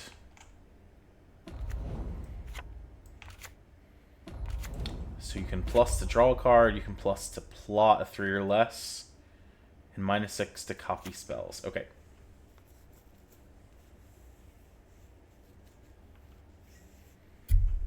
They discarded a No More Lies. So you have 1 card in hand. Is it a 3 steps ahead? Ha! That deals damage to a Planeswalker. We're just going to gain 12 life again. Alright, sign me up.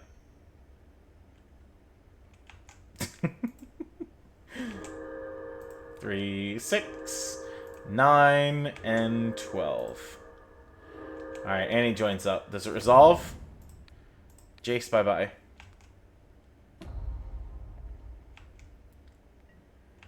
I'm passing. It's like no need for me to attack here. I could attack and they could just chump block, so no need. I feel like I want extra blockers for when they undoubtedly craft these clay fire bricks.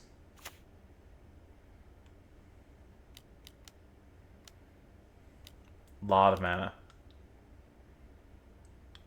Invasion of New Phyrexia. Jesus. X equals 7. They get 7 2/2s. Holy hell. What am I supposed to do to that? Nothing. Take 2 in the air. Block.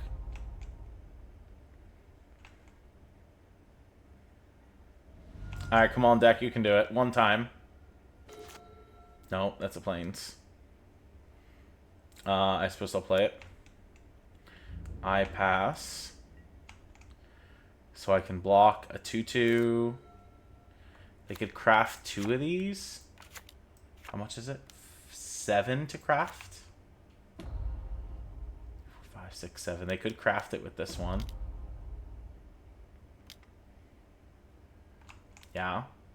Or craft with a card in the yard. Alright, so these are 3 3s now. This is a 10-10. Well, this needs to block here. Take 21 plus 9 is 30, 32.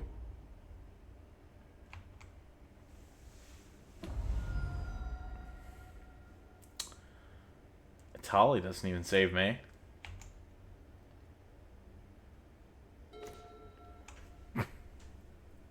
But we drew it anyway. 1, 2, 3, 4, 5, 6, 7. Atali.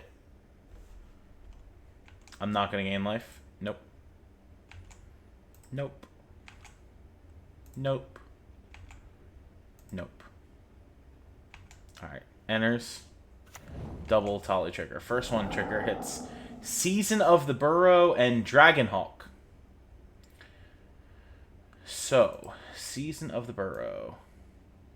That lets me reanimate Clifftop Lookout and exile something. No, we should just exile something and make 3 tokens, to be honest. Exile the 10-10. Cast the Dragonhawk. We're not going to gain life. Nothing was a multicolored spell.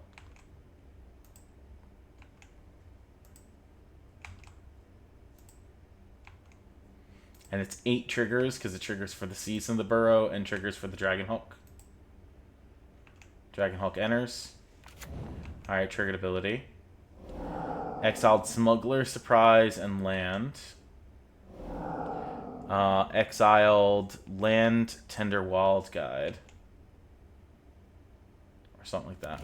No, Tender Wild Guide and the other thing. Charming Scoundrel. Alright, trigger. Get lost, and a get lost. Well, we can't kill the artifacts, so we can get lost. And I can't get rid of that, so that kills this token. And get lost this token. So these all go on the stack. Yeah, I'm gonna gain life now. I still don't know that this saves me.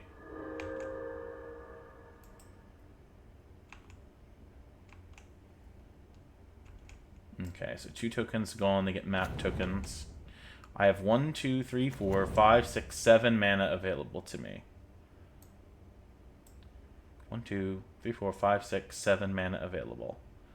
So, I can pay red, cast Charming Scoundrel, discard draw.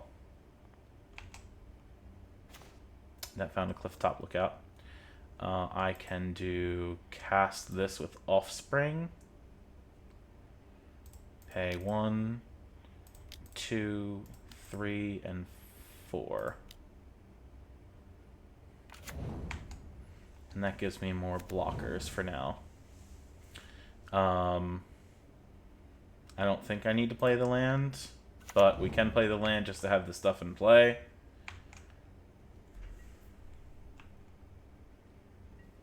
We're certainly not attacking.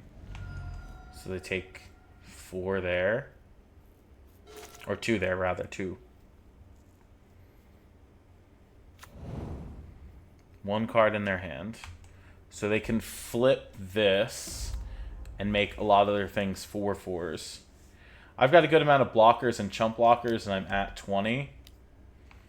So I gotta hope that they make the mistake and, like, swing out, and I can kill them with poison on Atali.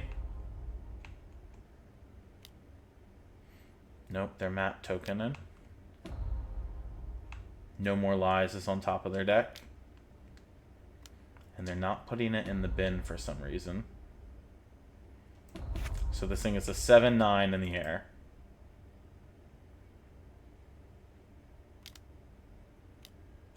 Yep.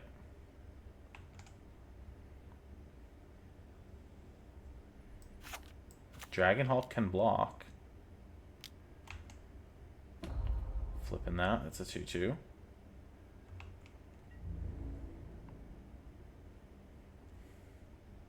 Wow. Okay. So we just got to do a little bit of math correctly, I guess. This blocks here. Let's assume this blocks the other creatures on the ground for obvious reasons. These are 3/3s.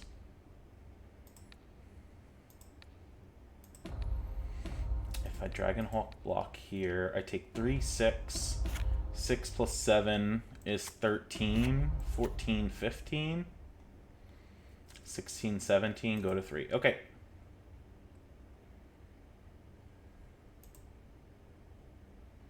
Unless I did math wrong. 17, go to 3. Yep. Okay. So they have Vigilance, Night tokens. A Darker Waste goes to their hand.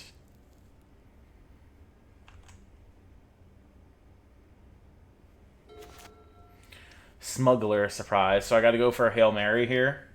1, 2, 3, 4, 5, 6, 7, 8. Cast. Oh, actually, 9. All of the modes. Triggers. Yes. What's the chances I can hit, like... That's Elishnorn and Charming Scoundrel. Okay. Put these in play. Trigger. We're going to put a Wicked Roll on here. Wicked Roll here.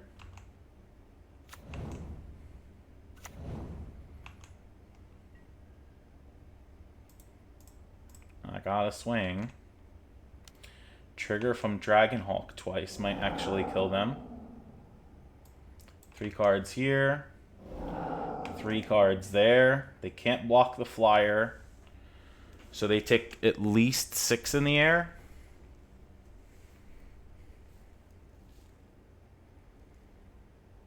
Yeah, they got night tokens.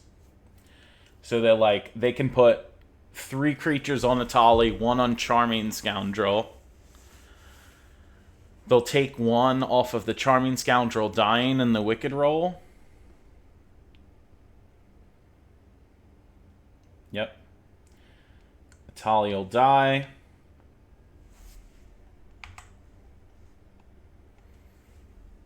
So they'll take 6 plus 1 is 7. And then they should take 2 for each of the cards in exile.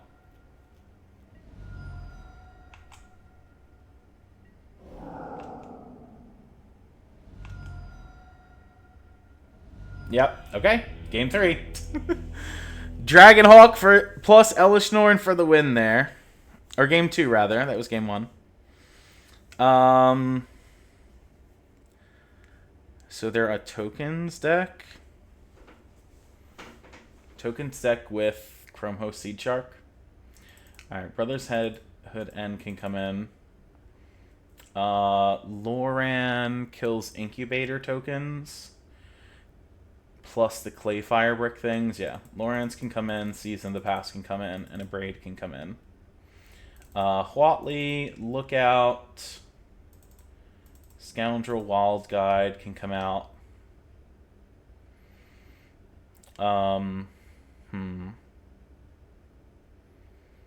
Maybe one Elish Norn.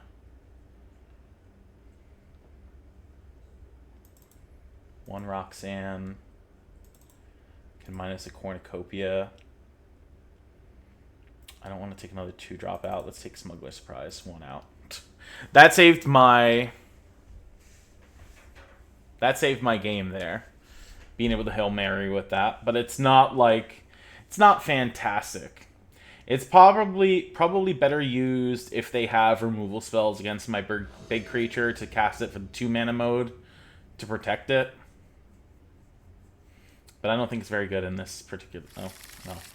Here it is. I want to keep this hand because we have Commercial District and they're kind of slow. Worst case scenario, we can actually use the Surprise to find more creatures. Oh my god, we drew another Tali. Alright, here's Commercial District. Surveil, Season the Burrow. I'm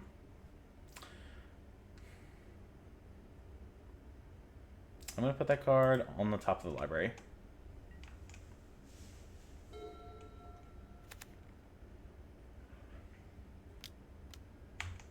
Yep.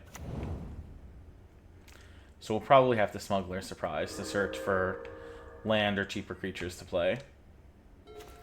Rather than surprise things in, but let's see what happens here.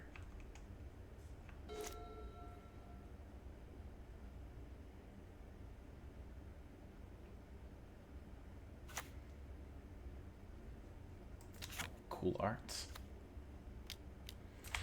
Clay Fire Bricks, that gets them a Plains. Basic Plains.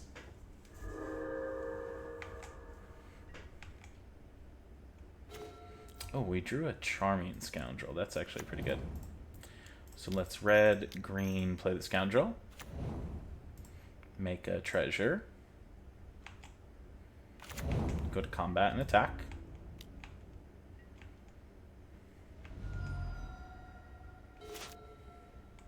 Listen, if I get in a situation where this Smuggler Surprise actually resolves, I'm going to be ecstatic.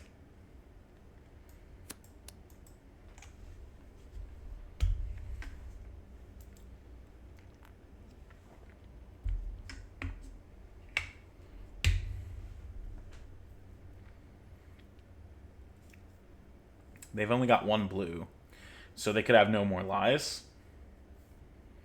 But we know 3 steps ahead is... Oh, never mind. There it is. Okay.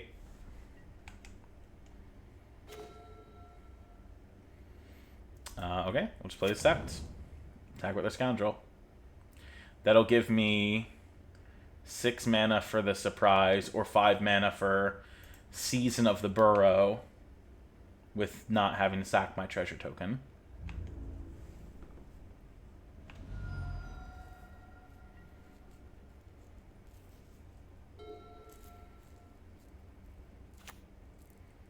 Eventually, they're going to have to play a threat, right? They're just not because I haven't. So maybe I should bait a counterspell with Season of the Burrow. That way I don't lose a mana source here.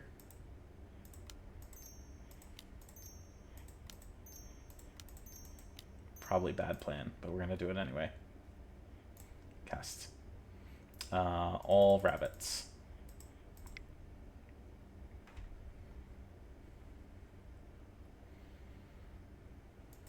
They have 6 cards. Undoubtedly probably have a counterspell. Or they have, like,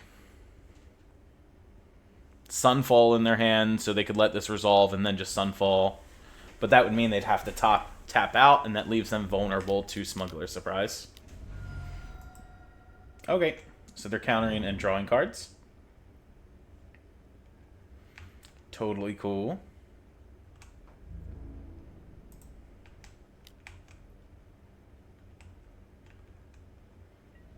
This is a very interesting take on blue-white. Kind of digging it. Opponent is cooking.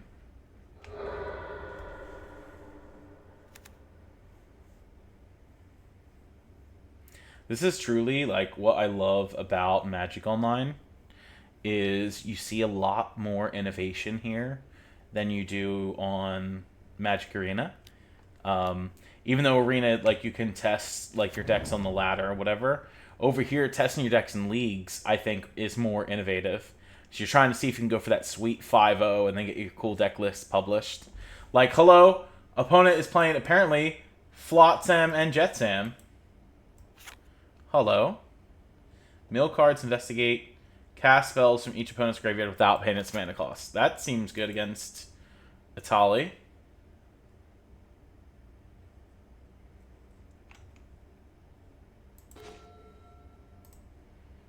There's a land.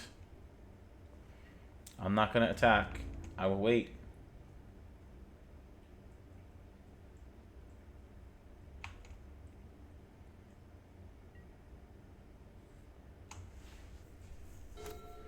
See if we can get them to tap out at all. Jetsam is in the yard. So, 1, 2, 3, 4, 5, 6. So this can't be the turn I go for it, because then they could Jetsam something.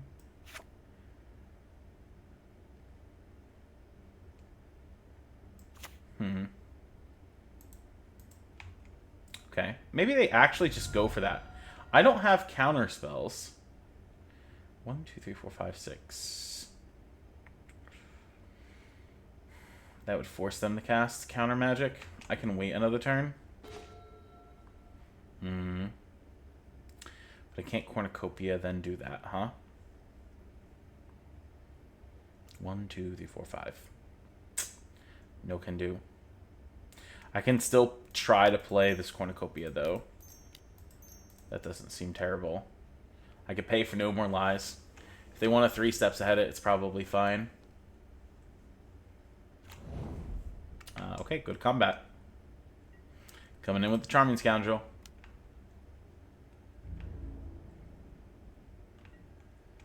Gotta, like, get them in the spot where they counter the surprise, and then they can't counter the Atali play the immediate turn after. This is fine. Would love to search for a basic. Let's go ahead and get a mountain. Got plenty of green sources.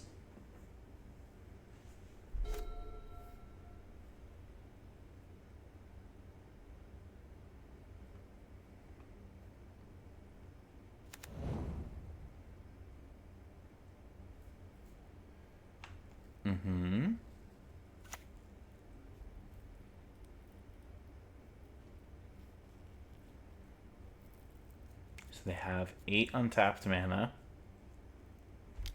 They can only... Okay. Trainer not offspringed.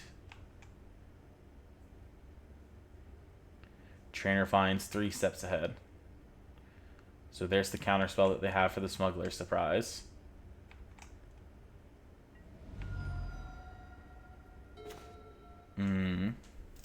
Maybe I should Brotherhood End and try to bait the counter spell.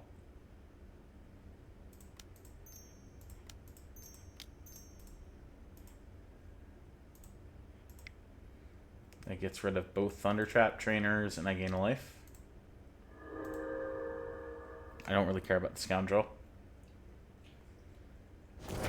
Okay. And then we pass. So currently in their hand, we know that they have Flotsam, Jetsam, and I know that they have a 3 steps ahead. The planes they've played already. Jace, okay. Jace mini minus? Or big minus. Or plus for some reason, which I don't think they do. They could plus... Oh. X equals 4. I mill 12. Did they hit anything big? Nope, not really. They hit Roxanne.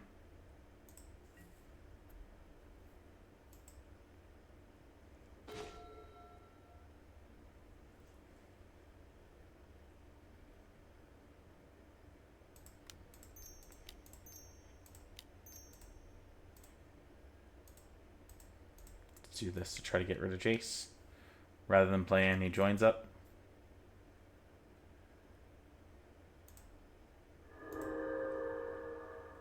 See if they waste like 3 steps ahead on it. But doubtful. Alright, we pass.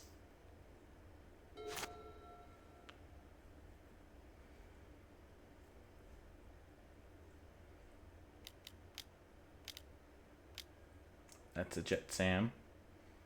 So I mill 3. I milled Roxanne, Dragonhawk, Copperline Gorge. So they could take Dragonhawk if they want. From each opponent's graveyard. Oh, they can cast any card from my graveyard. So Roxanne or...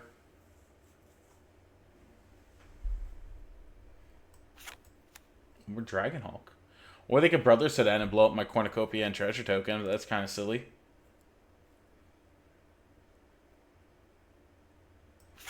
They can Season of the Burrow. Yeah, Dragonhawk. Okay. Oh, they exiled an Urza Silex. Interesting choice.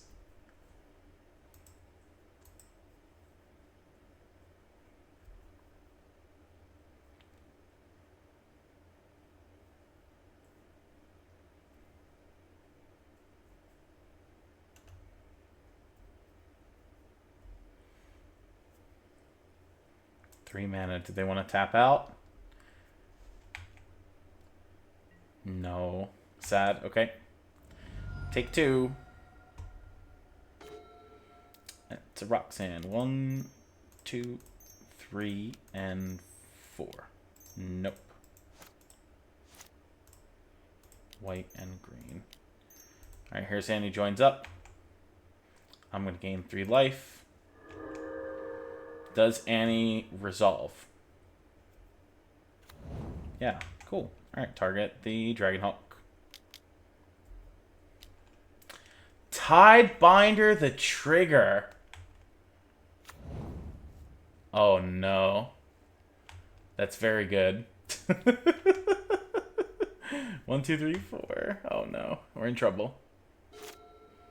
Just gotta hope they tap out again. Alright, so we take 8, trigger from Dragonhawk. That exiles Season of the Burrow. So take 8 here. Do you want to play the Season? 1, 2, 3, 4, 5. Leaves you mana for 3 steps ahead up.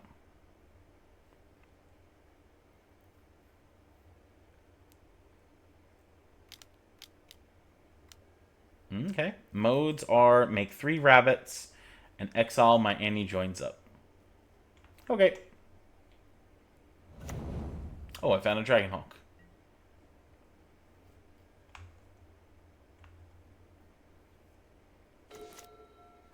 Drew a Plains. So 1, 2, 3, 4, 5 gets me Roxanne. If Roxanne resolves, I have 1, 2, 3, 4, 5 mana for Dragonhawk. 1, 2, 3, 4, and 5. Roxanne. Gain 2 life.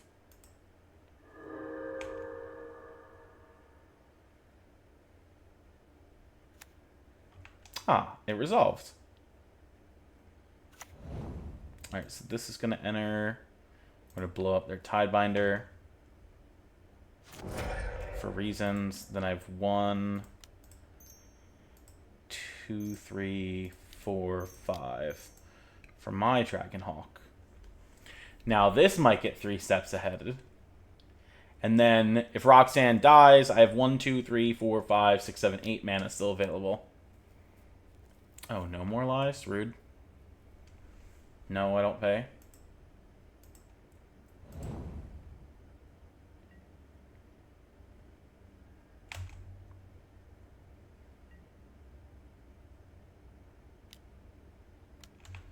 Get lost on the Roxanne. Okie doke. Alright, come on, Oppo. I need you to tap out and let me cast a spell.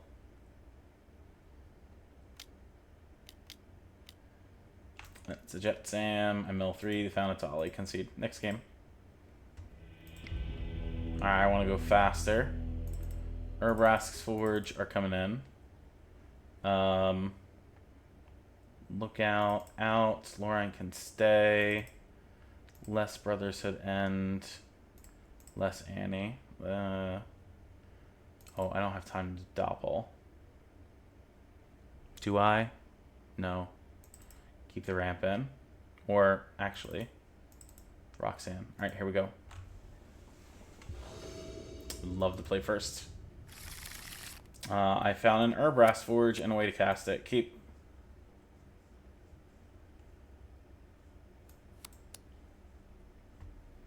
Turn 2 Scoundrel. Turn 3 Urbrask Forge. Hope that we draw lands to be able to cast these Atalis.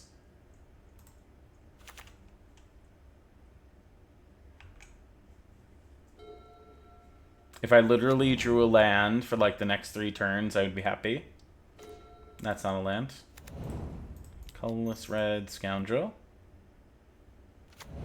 Scoundrel makes treasure.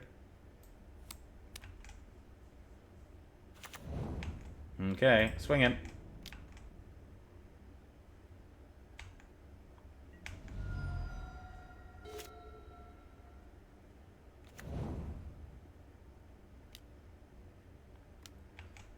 Yep, that gets in the plains. That means my Urbrask Forge is going to survive for at least a turn. Alright, untap. Hey! Alright, red, colorless. Urbrask Forge. Combat.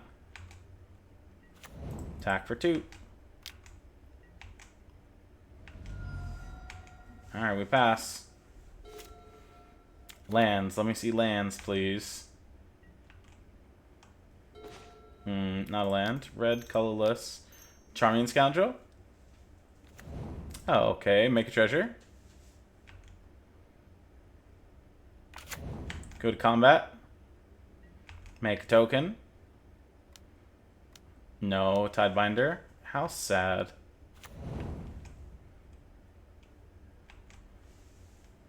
Now it's frozen in time. Okay. Pass. Tidebinder is a very good Magic card. Very, very good Magic card.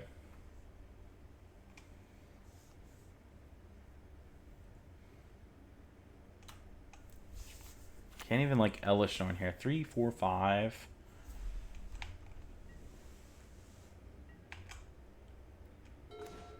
Brushland.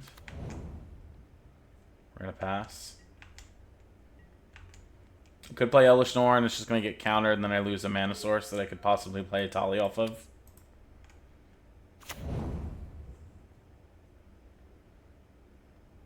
I need them to slip up and play a big spell.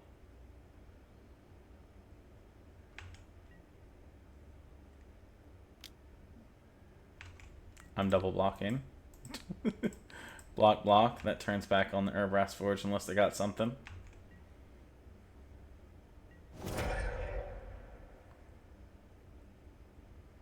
They have to have another Tidebinder, right? To do that.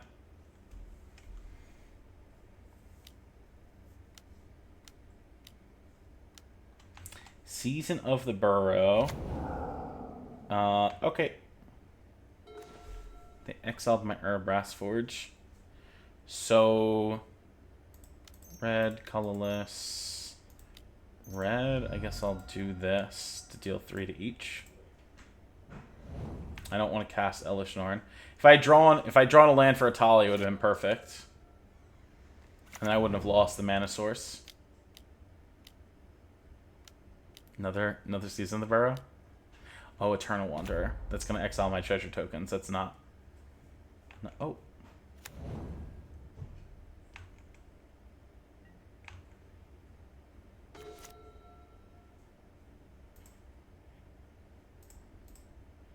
Green, red, colorless, green, colorless, green, smuggler, surprise.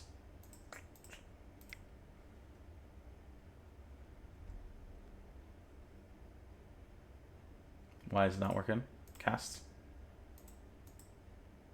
Oh, just this one. Sorry. I click too many things.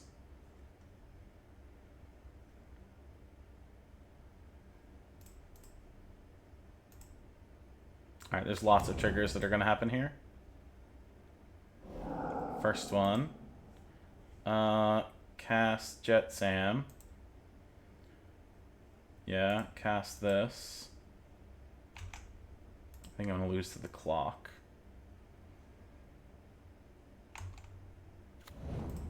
Okay. Treasure. Treasure.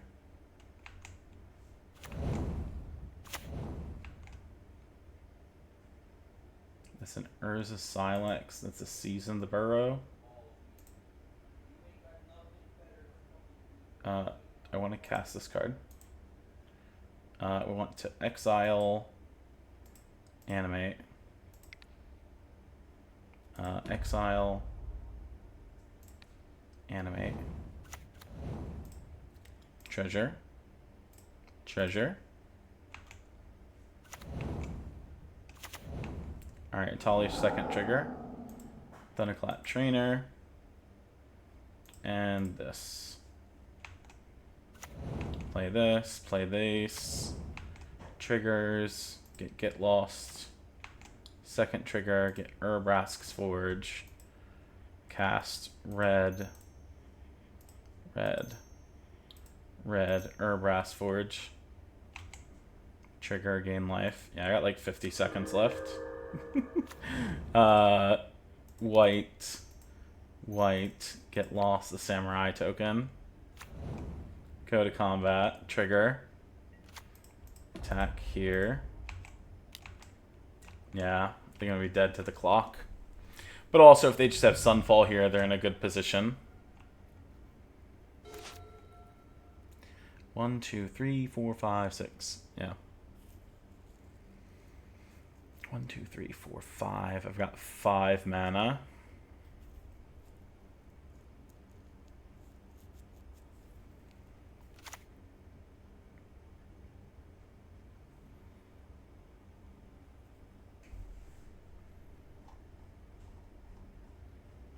Yeah, they played a land.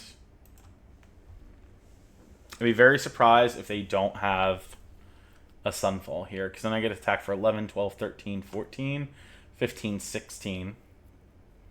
And I could get lost their Anchorage if they need that as the blocker. So I have exact lethal, if that's the case. 1, 2, 3. Please no Sunfall. Season the Burrow. Okay. Yeah, Urza Silex. Okay. Land. Colorless. Red. Colorless. Red. Green. Roxanne. Triggers. Gain life. Trigger. Oh, no more lives? Okay. Nope. Combat. Trigger. 4, 5, 6, 7, 8, 9.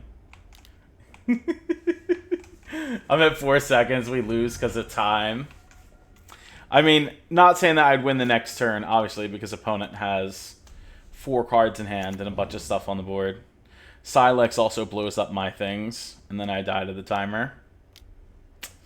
Next time we'll just have to play faster, y'all. GG. So I guess we end at 2 and 3. Thanks for watching.